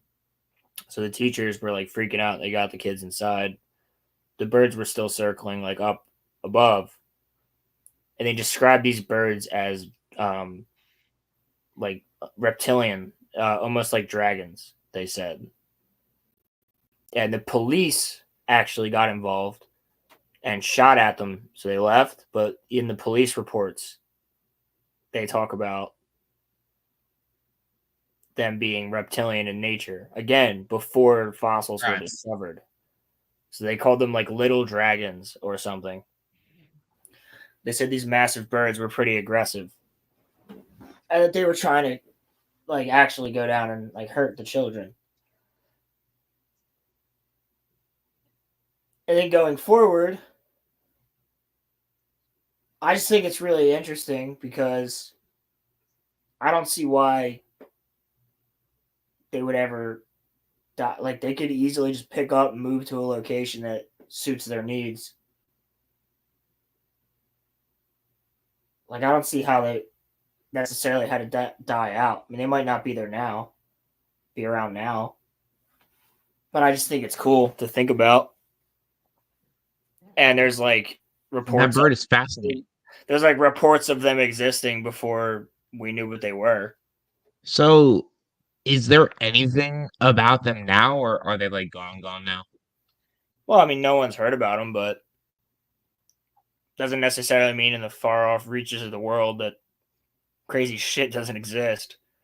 Okay, there's actually a really interesting story about one of the Chinese emperors at one point had his carriage pulled by giant lizards, which he called dragons, because they didn't have a term, and in the drawings of him, it's not like Triceratops or something like that, but it's it's like fuck, I forget the name of the dinosaur, but it's like a herbivore. So they started calling them dragons. There's also one of the Knights of the Round Table slaying a dragon, but in the depictions of the dragon, it looks like a Triceratops. And at that point in time, like the world was very warm. So we came up with the term dinosaur in the early 1900s. Yeah. So, what if their term for dinosaur was just dragon? Because there was still living dinosaurs around the planet. Or what if what we know as dragons like evolved into dinosaurs, you know? And then like No, like because they don't necessarily have to breathe fire. That could just be an interpretation. But that's true. every continent has a form of a dragon. Well, it's kind of just like how the Bible's up for in interpretation too. Exactly. It's not like exactly the same thing, but like when when when people will say the sky was like on fire and like there was Dude, fire coming out of dude, clouds. that's a whole other Monday Night Mayhem. I know. Because I'm just I saying can though. get into all that about how the Great Flood actually happened, and that's why every religion has a Great Flood story. And the story You're of talking about fire. interpretation though. So like, I just wanted to say like Yeah, but the sky being on maybe fire. The chariots of the gods was just fucking UFOs watching all this shit go down. Yeah, we can fucking talk about all that. well, I'm thinking though, like there there there very well could like I mean, yeah, like maybe dinosaurs were just what like we know to be Yeah, like dragons. It's but definitely yeah, possible. we came up with that name, but what if their name for dinosaur was just dragon? Right. And Yeah. because it was lost in translation through the years, we assumed dragons are something different. And then we found fossils of dinosaurs and we're like, well, we can't call them dragons, so we're going to call them dinosaurs. You know what I'm I never saying? thought of it in that way. You I know what never I'm thought of it saying? in that way. I'm Yeah. not saying humans were around at the same time as dinosaurs. I'm just saying it's really interesting when you think of it that way. Well, wasn't there evidence that there was like cavemen around during that time? Not concrete, but there's evidence that we go back a lot farther than we think. But I'm not saying Well, that. Dude, there is a fucking living dinosaur by definition, quote unquote. Saltwater crocodiles. are they officially like are they like a dinosaur? No, but not technically speaking, but I mean, they're a prehistoric animal that's been around since the same time of the dinosaurs and they've never evolved. Huh. They're the same thing. They were exactly the same back then. There was more species of them back then. So they didn't get wiped out No, because completely? like I said, ocean animals. That's why people. That's why there's World War II stories of soldiers describing a mosasaur from battleships. Yep. Nazis and British Nazis and British alike both describing this mosasaur that they saw in the middle of their fight because they sunk a Nazi U-boat and the boiler exploded and it caused this animal to fucking come out of the water and start writhing in the flame. And they described it as a mixture between a whale and an alligator or a crocodile, which is a mosasaur. That's And there's Nazi crazy. reports about it, and there's Allied reports about it. So yeah, and they would not have been working on the same like reports. So they each had to have seen something, right? Yeah, but they both And described an animal that wasn't in, to our knowledge, didn't exist yet because we hadn't right, discovered a full fossil of a mosasaur yet. We hadn't even discovered a mosasaur fossil yet. and that was less than 100 years ago. You Yes. know, Yeah. so 80 years ago. so the dinosaurs didn't fully die. At Just least like the aquatic ones didn't. it was just all of the land ones. Not necessarily, because there's like pictures of this freaking emperor. Well, not pictures, but drawings of this emperor with his chariot being led by like giant reptiles. Like, who the fuck knows, dude? Yeah. It's just something interesting to think about.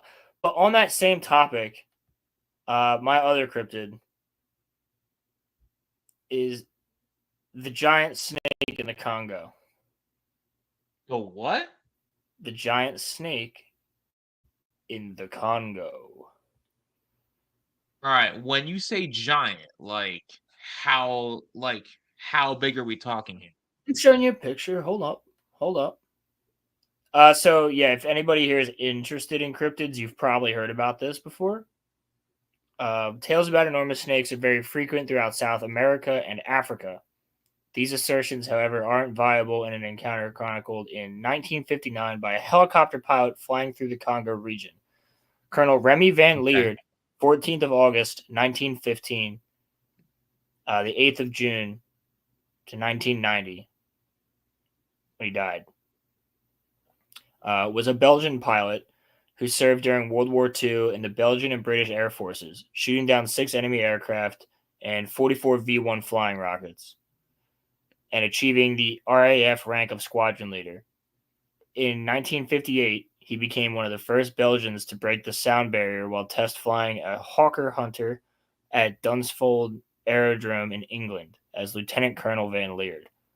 He is made Deputy Chief of Staff to the Minister of Defense in 1953, and he is considered a hero of World War II and a flying ace. In 1959, as full colonel, he commanded the airbase at Kamina in the African Congo, which, by the way, we still have so much of the Congo that's undiscovered. While there, in the Katanga region of the Democratic Republic of the Congo, while returning from a mission by helicopter, he encountered a giant Congo snake emerging from a hole as he flew over the forest, describing the snake as being close to 25 feet in length, earning its place among the largest snakes ever reported. Upon the incredible discovery, he then turned around and made several passes over the snake at a lower altitude in order to allow another person on board to photograph the creature, which is right there. Upon the incredible, yeah. Van Leerd claims that he flew lower for a closer inspection. The snake rose up approximately 10 feet, giving the impression it would have attacked the helicopter if it had been within striking range. I feel convinced if I had been in its range, it would have struck me, Colonel Leerd confessed. He later described the giant snake as having a dark shade of green and a brown and white colored belly, and claimed the snake's head was 3 feet wide and that the jaws were of the triangular shape. Wow. He's describing an anaconda, by the way. I know that, but like The Colonel has a from how wiki it's page that touches upon the account. Van Leerd is considered a reliable eyewitness, and his testimony is convincing. His depiction is very realistic and familiar to snake experts. On an episode of Arthur C. Clarke's Mysterious World entitled Dragons, Dinosaurs, and Giant Snakes, Van Leerd claimed it could have easily eaten up a man. Multiple experts and zoologists analyzed several of his pictures of the giant Congo snake and have verified them as authentic. They verified the size of the serpent by comparison analysis to the ground features around the snake. According to Colonel Leerd's report, when he lowered the helicopter for a closer look, the snake raised 10 feet in the air, and but he was able to get a good view of the coloring, which leads many people to believe it could have been an anaconda. Now, let me find the exact picture again. We'll go this way.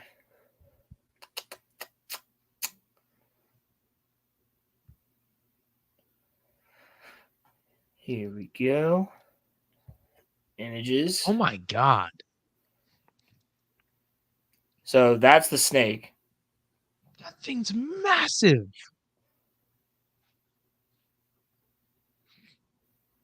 And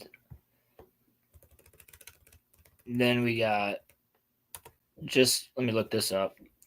Titanoboa, which did exist, is about that big compared to a person. Where the heck did my God. Oh, wow. which that's a fossil of Titan. Well, not a fossil, but that's a recreation of Titanoboa. So they would eat us, basically. Oh, easily. Anacondas can eat people, Yeah. but So did Titanoboa is believed to just be a massive anaconda. the anacondas evolve from this guy then? Yes, likely. A lot of snakes evolved from Titanoboa, but Titanoboa was thought to be extinct. However, many people don't think it is. Here's a skeleton of it. That thing's massive. Yeah, you can just tell. I think it's huge.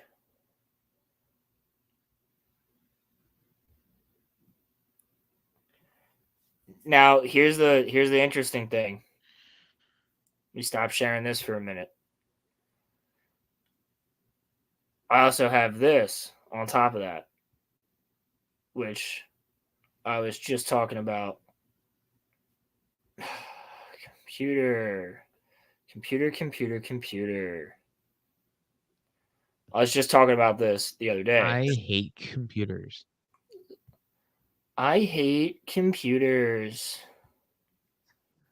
Have you ever had a computer just not do what you wanted it to do? If so, then you might have Burger King foot lettuce. Yo, you actually do. A really good chills. Now, isn't that scary? Every sentence sounds like a question with him. You know that's like his real life voice too, though, right? Yeah, no, that's how I he actually know. talks. I know. So this is from Reuters. February 29th, researchers in the Amazon have discovered the world's largest snake species, an enormous green anaconda, in Ecuador's What? rainforest that split off from its closest relatives. This was just this year. The Titanoboa? A video shared online shows the scale of these 20-foot long, 6.1-meter reptiles as one of the researchers, Dutch biologist Freek Vonk, swims alongside a giant 200-kilo, 441-pound specimen. It was That's thought there was only one insane. species of green anaconda in the wild, the Eunectes murinus, but the scientific journal Diversity this month revealed that the new northern green anaconda belongs to a different new species, Eunectes akiyama. What we were there to do was use the anacondas as an indicator species for what kind of damage is being done by the oil spills that are plaguing the Yasuni in Ecuador, because the oil extraction is absolutely out of control, researcher Brian G. Fry said. Fry, an Australian professor of biology at the University of Queensland, who for almost 20 years has been investigating anaconda species found in South America, told Reuters the discovery allows them to show the two species split from each other almost 10 million years ago. But the really amazing part was, despite the genetic difference and despite their long period of divergence, the two animals are completely identical. However, although green anaconda snakes are very similar visually, there is a genetic difference of 5.5%, which surprised the scientists. Which, yeah, it is an incredible amount of genetic difference, particularly when you put it into context that we're only 2% different from chimpanzees. Anacondas are incredibly useful sources. Yes, yes, yes. Some of the snakes they studied in parts of Ecuador. This is not the one where they actually talk about. Apparently, they didn't talk about the size and the fact that the scientist. Maybe it's in the video, which I'm not going to click on. But 20-foot long anaconda, and when they tested its scales to do like aging on it, Right. they think it's a juvenile. A juvenile? They think it's a juvenile. So So it's still a teenager. They think it's still a child snake? Yes, at 20 feet long. How much Now, bigger can that thing get then? that's what I'm saying. I mean, You I have a have a snake. snake. I How have a fast snake. do snakes grow? There's a snake in my store that he's about 4 years old, and he's 12 feet long. Wow. He's a reticulated python. Now, Is he gonna keep growing? not much more. Maybe like 16 Oh, okay. foot. He's a big old sweetheart, though. But that's not the point. The point is, this thing is a juvenile still. My snake is considered a juvenile at 2 years old, and she's like 3 foot. Well, technically she's an adult, but she's still like small. Like a juvenile of her would be, depending on who you ask, a juvenile of her would be like maybe a foot long. Maybe. This thing is considered a juvenile, and it's 20 feet long. My God. So that thing's gonna get massive. That's a school bus, dude. Almost. That thing's gonna get massive. Yeah. Well, there's something that on a future. So Titanic Mayhem is real.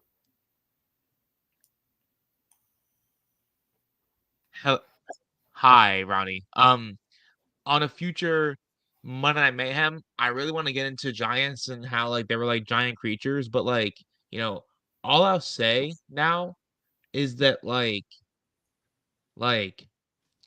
imagine back in the day when like all creatures were like massive. The fact that we're even having a conversation about like 20-foot long snakes would have been like nothing then, because like everything would have been huge. Things have shrunk in size for like whatever reason, whether it be like lack of food or just the creatures having to evolve, which is crazy that like they can even do that. But yeah, I mean, things have shrunk in size, but like this snake back in like the day of the giants would have just been nothing. But the fact that this thing's gonna probably get to what, like 25 feet long, 30 feet long? It's a completely different species of anaconda, and it is exactly what Colonel Van Leer described. There's no way that it's the same exact snake, right? No way. But he described a 25-foot snake. This one's 20 feet. Yeah. Crazy. I think it's massive. I'll see if I can find a picture of the guy swimming with it. Dude, a 25-foot long snake is crazy. I get scared if I see a garden snake. That's wild. But yeah, nah, dude, thank you for showing me those. Those are fascinating. Those are fascinating creatures.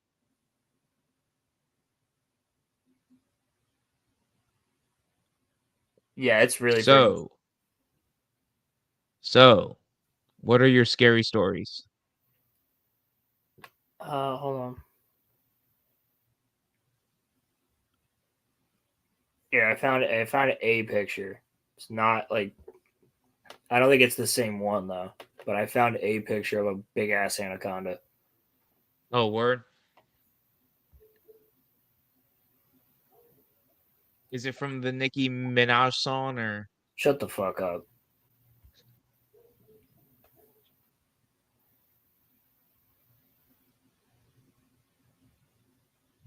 Holy. There's a dude swimming with it. That thing is massive. His head's freaking huge. That thing is massive.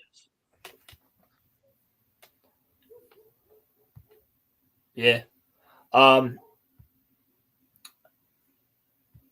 mean, if you wanna call it soon, I could just do the ghost story of the haunting. Only because I gotta be up tomorrow morning. Not for work. I just got things that I have to do before I go go to sleep. So, what do you got? Have you ever heard of the Sally House? A Sally house? No. Oh, this will be fun then. If anybody's heard of the Sally House, you know it's like considered one of the most haunted locations.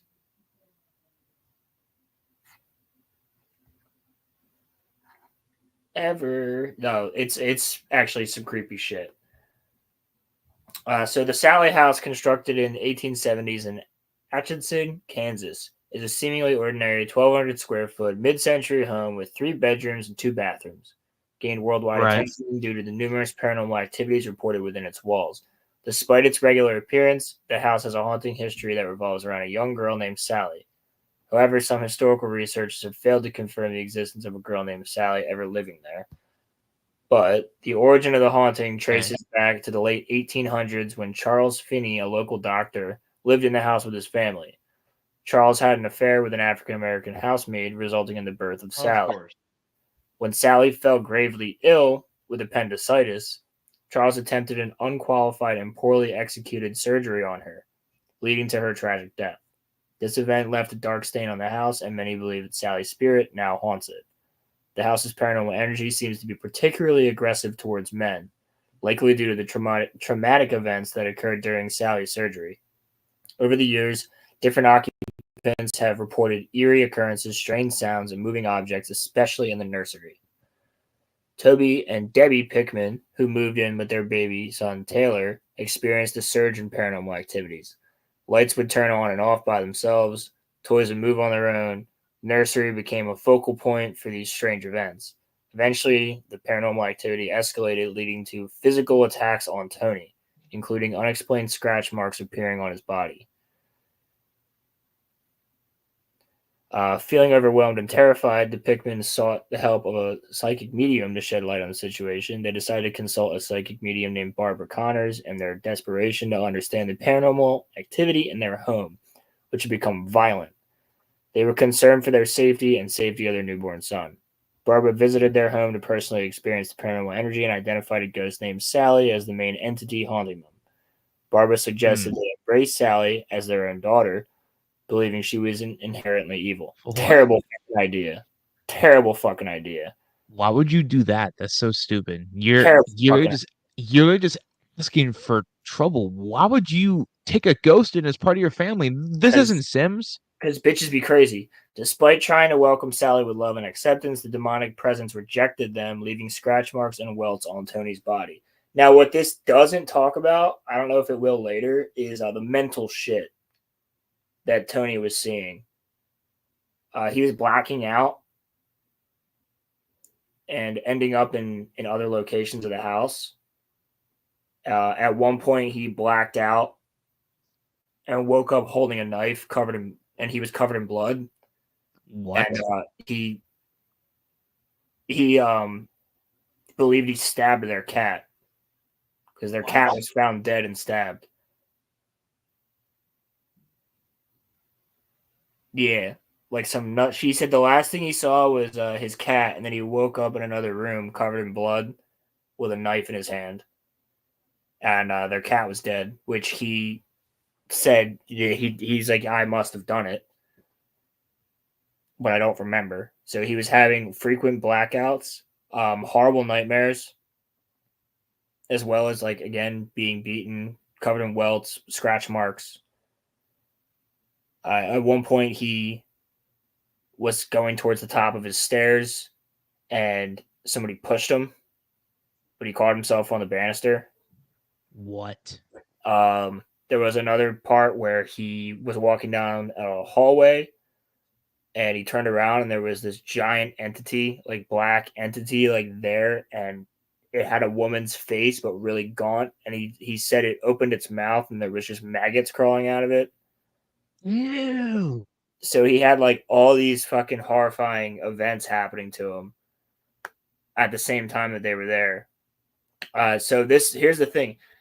They actually reached out to the producers of the show Sightings, which is a paranormal documentary series. Several paranormal experts investigated the house, and they suspected the presence of a poltergeist in addition to Sally. During their investigations, they recorded strange events, cold spots, and scratches on Tony's body. Which there is actually footage of that. The experts advised the Pickman family to remove toys and other items that could attract the entities. Yeah, the house ended up gaining national attention. Despite the scrutiny, the Pickmans believed they were dealing with a demonic entity pretending to be Sally. They tried an exorcism and cleansing ceremony, but the haunting still persisted. You can stay there. That's You crazy. can actually stay there. Nah, bro, that's crazy. No, thank you. Yeah. No, Over thank the you. years, the house has seen even more paranormal activity. So it's just some creepy shit. But there's actually there's a whole documentary which, like, if you're into the story, there's a free documentary on YouTube done by the Tape Library and it's the haunting true story of the Sally House, full paranormal horror documentary. It's some interesting shit. It's like 30 minutes, 30 maybe 40 minutes. Word. It's actually, yeah, 30 minutes. Roland, before we get out of here, you gotta tell the um you gotta tell the story because uh, on our Monday Night Mayhem last year for Halloween. Oh, okay, we will watch this, and then I want you to tell the story of that creature you saw. Oh, the Crope story? Huh? I know you're talking about. Yeah, the I one never. with like I'll the talk one after where you were this. tripping. Yeah, Um, yeah. so this is actually like some spooky shit. So at one point, the paranormal investigators, I don't know if this was on the show or not, but the paranormal investigators like walked into the nursery, said, "Hey, we're gonna leave this here. This is just a recorder. We're gonna close the door. We're gonna walk out. Say what you got to say, and then we'll come back in like 5 minutes or 3 minutes, something like that." So this is the recording. Okay. File 10, putting this down, and leave this here for about 5 minutes. If there's anything you want to say, any message you would like to share with the world, leave it on this recorder, and we will share it. Leaving now, closing the door. No one else is in this room this time.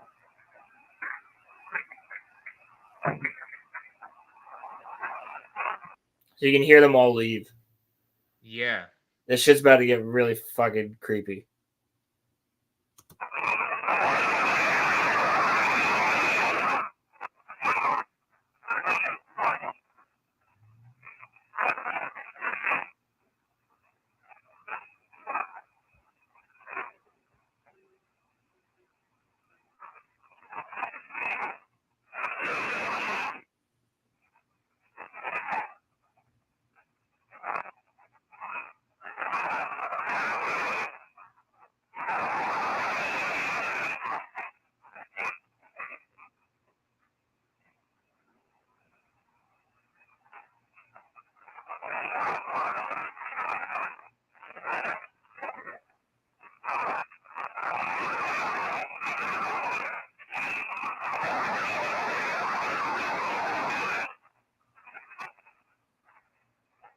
Wild.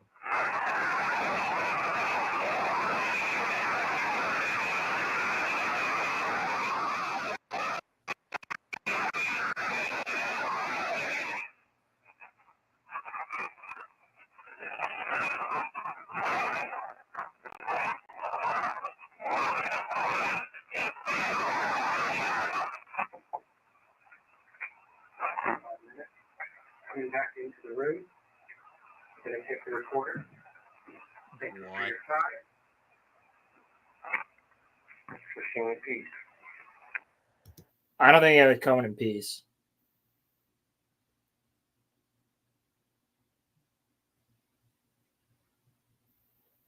don't think whatever the fuck that was peaceful.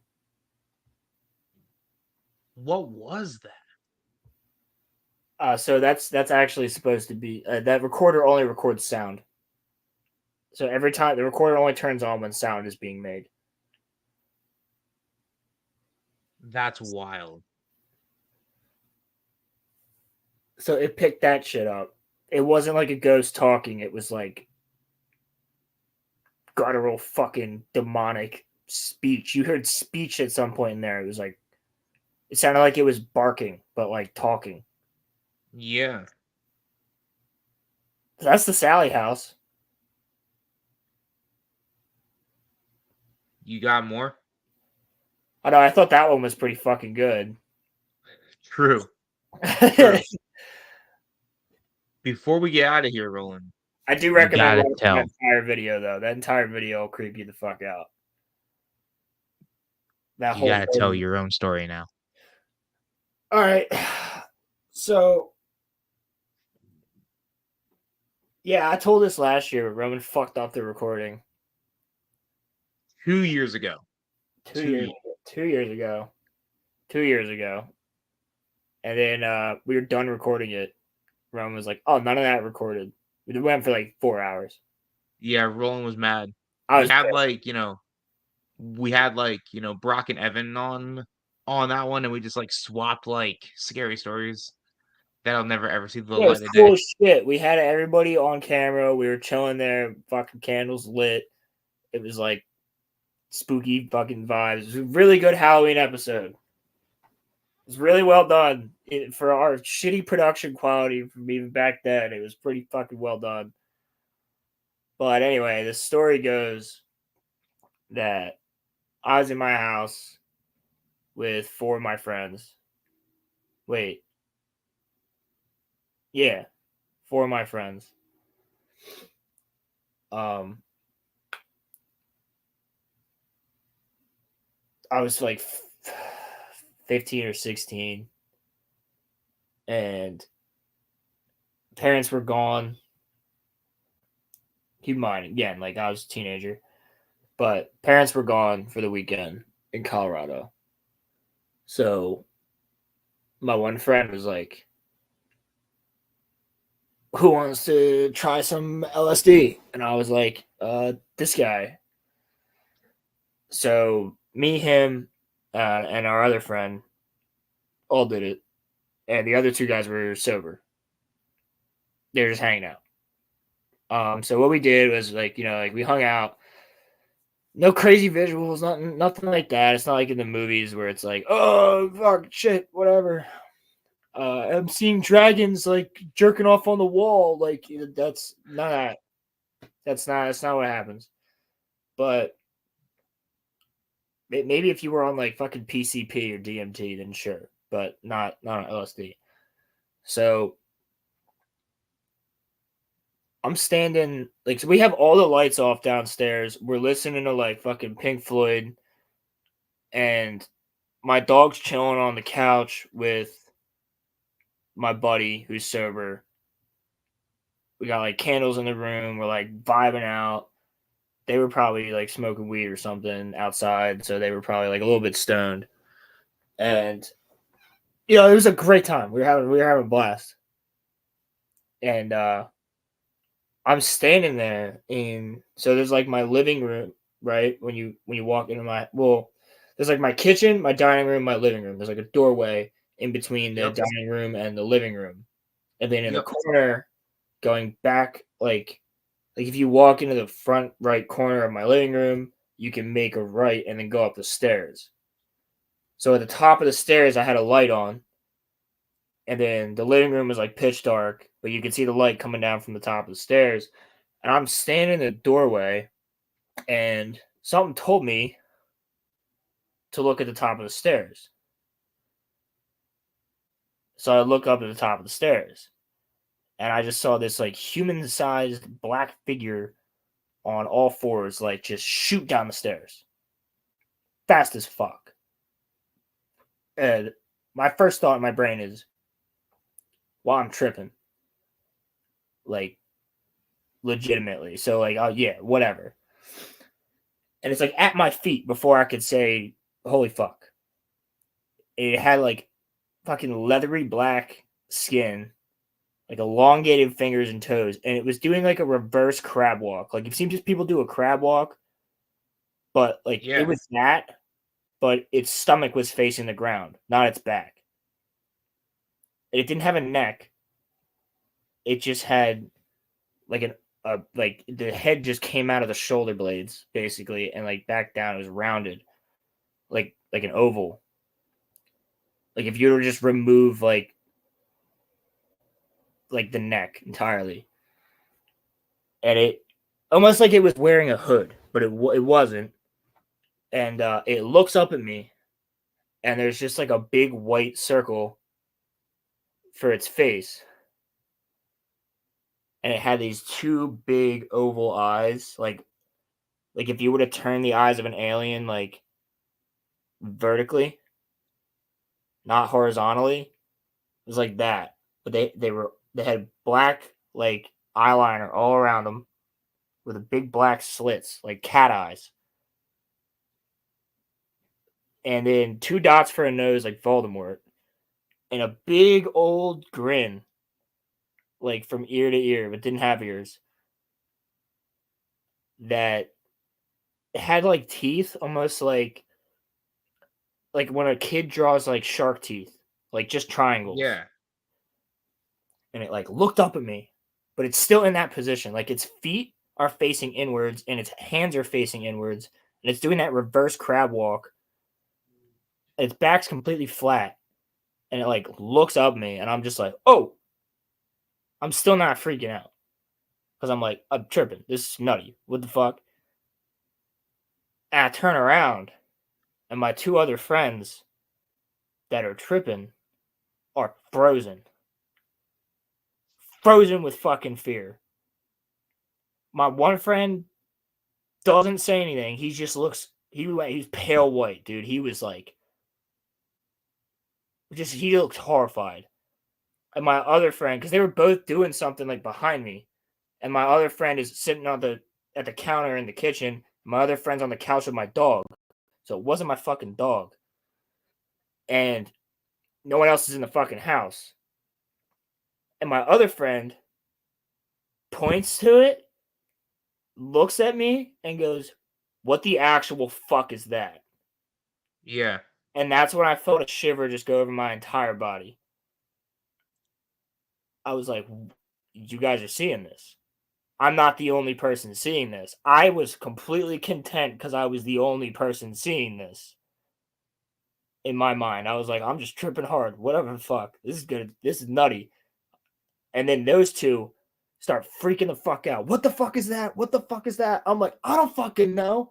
My two friends that are sober, they're like, what's going on? And we're just like, you don't see that?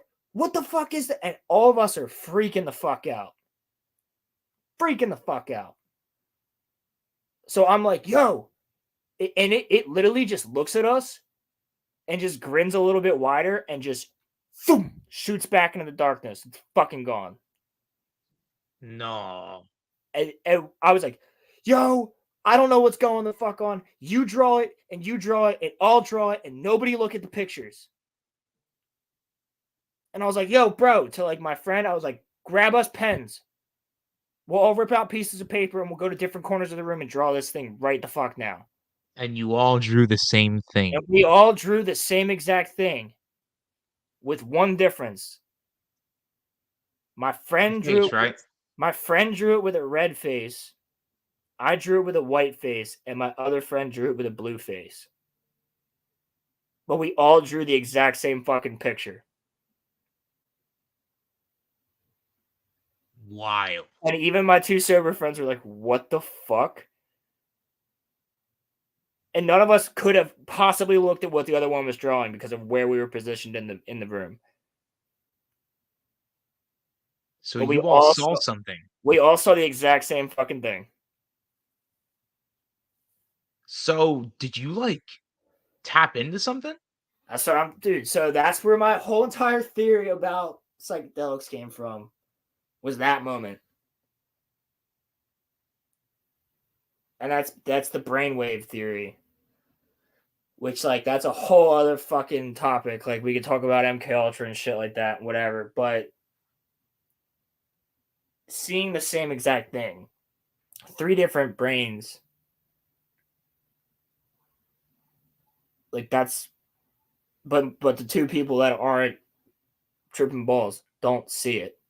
That thing was in your house. It's probably still here. It's probably sitting on the couch next to me right now, and I'm just vibing.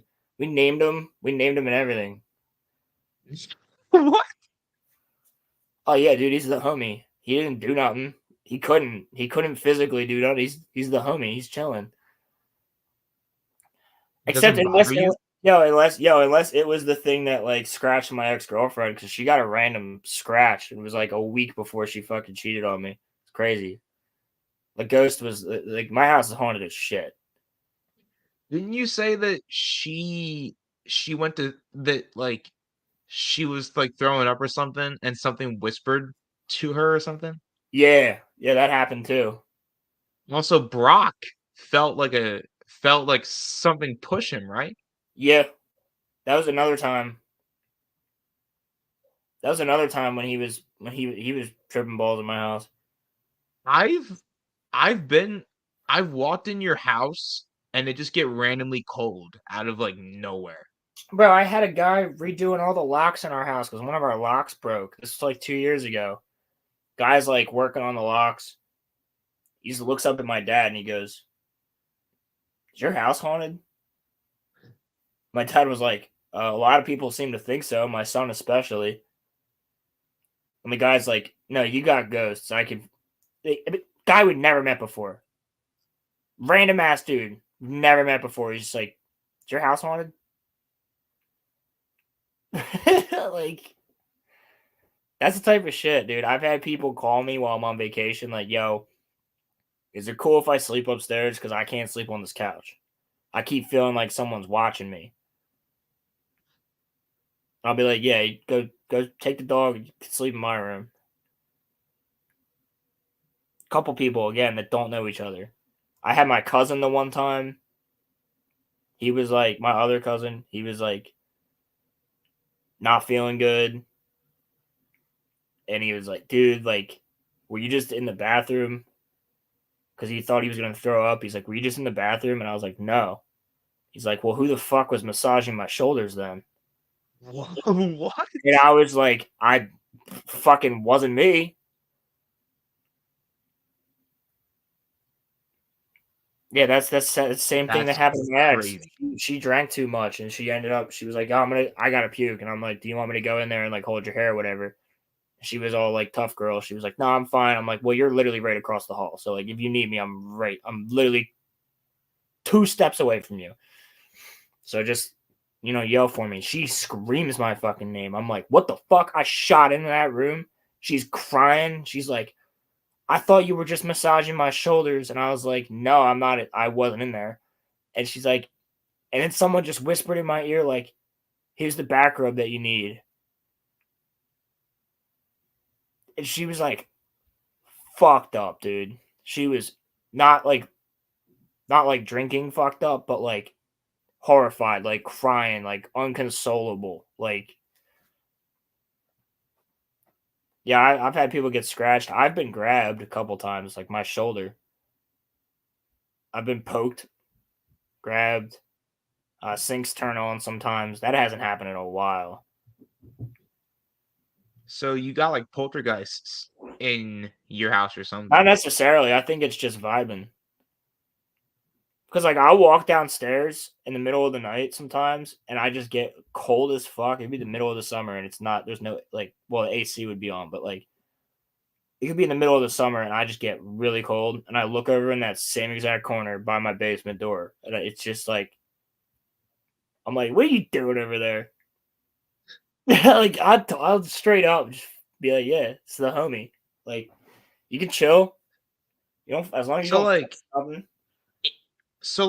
in I all would seriousness, I would never, in all seriousness, ever, ever, ever, ever bring a Ouija board into this house. I wouldn't even let it set foot into this house. yeah, you would like activate some things, bro. I would, if somebody brought one in here, I'd kick you out.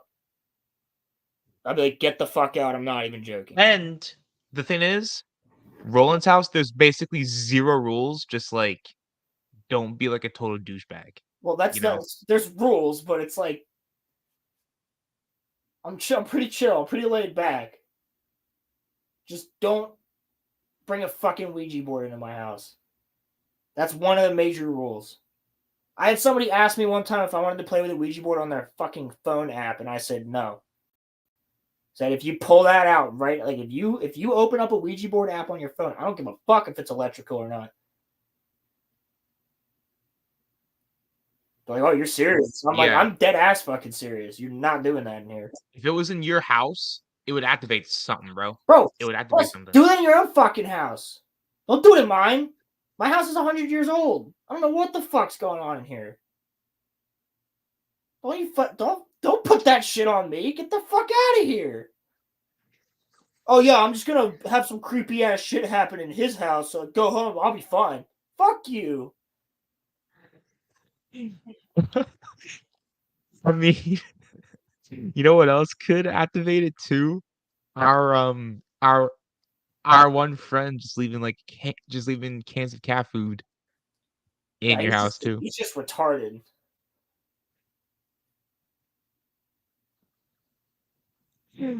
Fuck that shit. No, but yeah, I mean, I've never been grabbed in your house or poked, but I can say it would be like a summer day and I'll be like over at your house.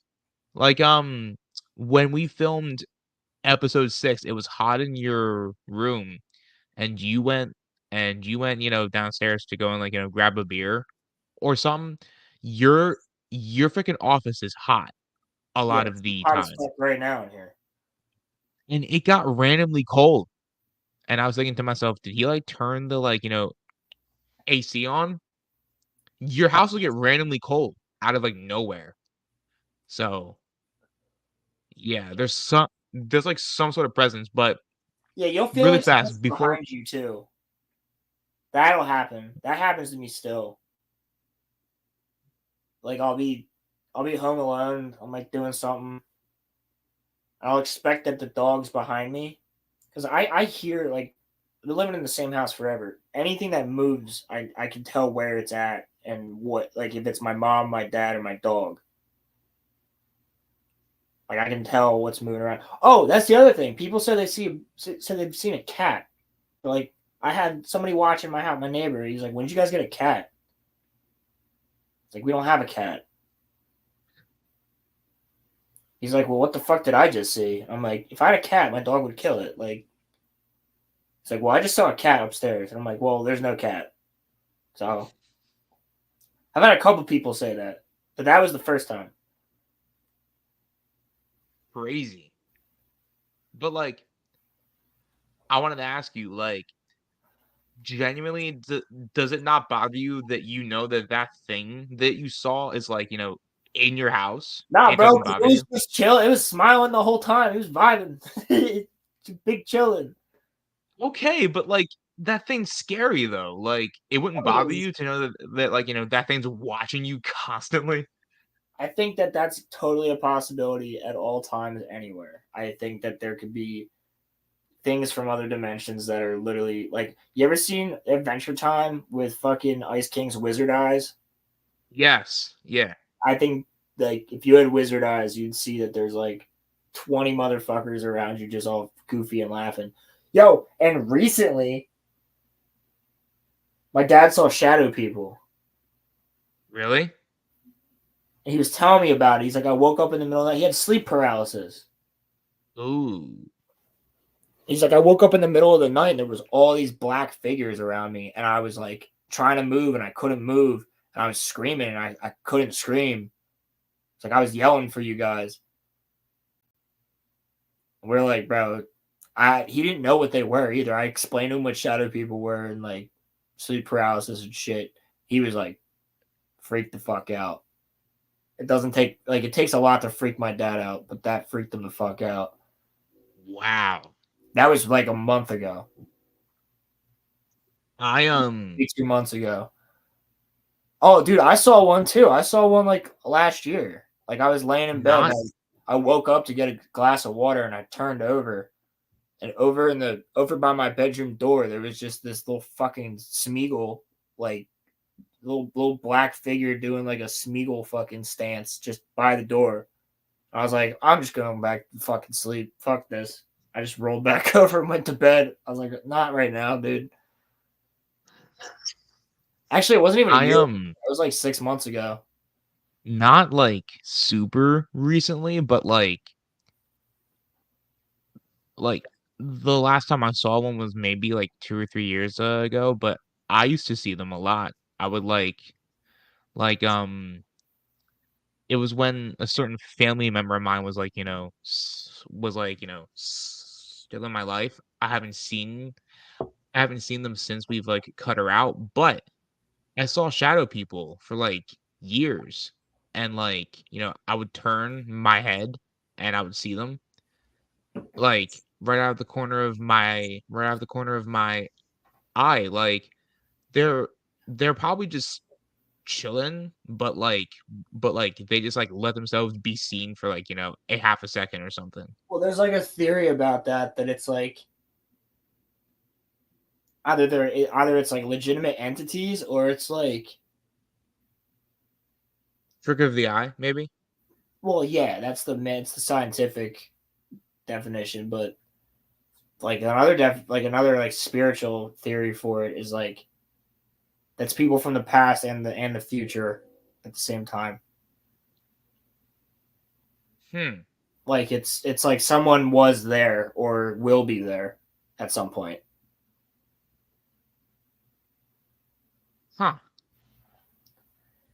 Yeah. I just thought it was a lost soul or something. Yeah, like I challenge anybody to go down to my basement with the lights off and not be spooked. No, thank you.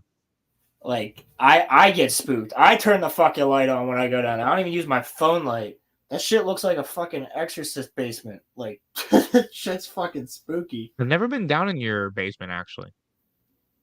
Well, you haven't needed to. You don't have to go down there and get fucking fish supplies for the fish tanks. True. Or fucking Christmas decorations. Hey, I go down there when the power's gone out though. That's not fucking fun. Have you I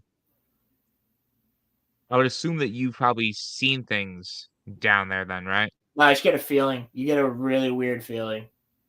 Oh. It's the same feeling of like when I feel like I'm being watched. Or like other people say they feel like they're being watched. Like Craig, dude. Craig can corroborate that. Because he used to stay here all the time. He'd go downstairs and be like, dude, I'm going downstairs to get a glass of water. He'd come back up and be like, that fucker in the corner is still watching me. Because you feel like someone is there, but there's not somebody there physically. Right. Like I said, I feel like there's someone behind me a lot. And in here, it's not like I'm fucking paranoid. It's like I get up to go in the middle of the night. I'm like, I'm going to take a piss. I'm going to get a glass of water. And you get this fucking feeling of like, it's almost like dread. And you just got to brush it off. Like, nope. Oh, dude, I had my door slam open one time.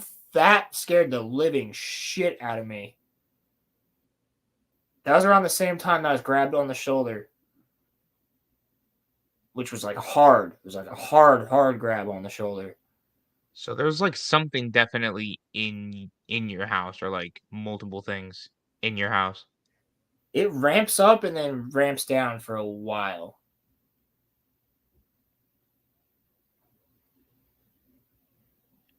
Plus, my mom has saged the house a lot. I guess that probably has something to do with it. I mean, have you ever thought about getting your house blessed, or no? It was when my parents first came in. It didn't work. When my parents moved here in 97. Yeah. Or it had the opposite effect, or there was nothing here. The priest blessed it, and they were like, fuck that guy. We can do what we want. the priest that blessed your house just like left a whole lot of stuff at your house. Yeah, they were like, all right, time to hop off here. This fucker thought he It was, got rich. I wonder if China sees things. Oh yeah, dude, she's barked at corners before. When she was a puppy, she was relentlessly barking at the corner at the bottom of our stairs, like up at the ceiling. We Yeah. were all sitting there having dinner, and she was just freaking the fuck out and growling and barking at the corner this in between the ceiling Yeah. and the wall. I know what you're talking about, yeah. We were like, what the actual fuck? Like, we all looked at each other like, that's creepy as shit. The puppy's freaking out. And she had like her tail between her legs, like she was backing up and like growling and barking. She's like a year old. Maybe she saw that creature. She saw fucking something that she didn't like. Well, the story is I have a spooky house. But it doesn't bother me. It doesn't bother me. I'm so used to it.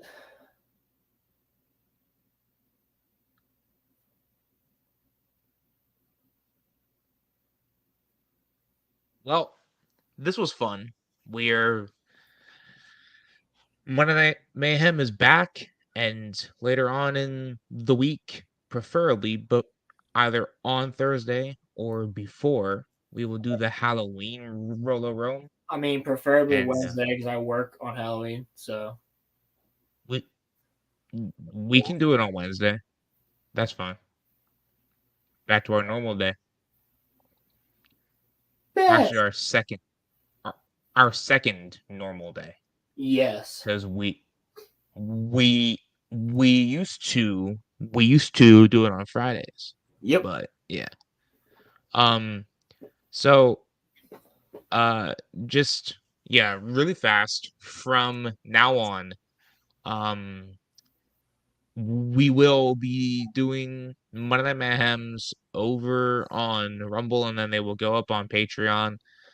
And I'll put clips up here on my, main channel. But if you want the full Monday Night Mayhems, they'll be over on Rumble and then over on Patreon. So go follow me on Rumble.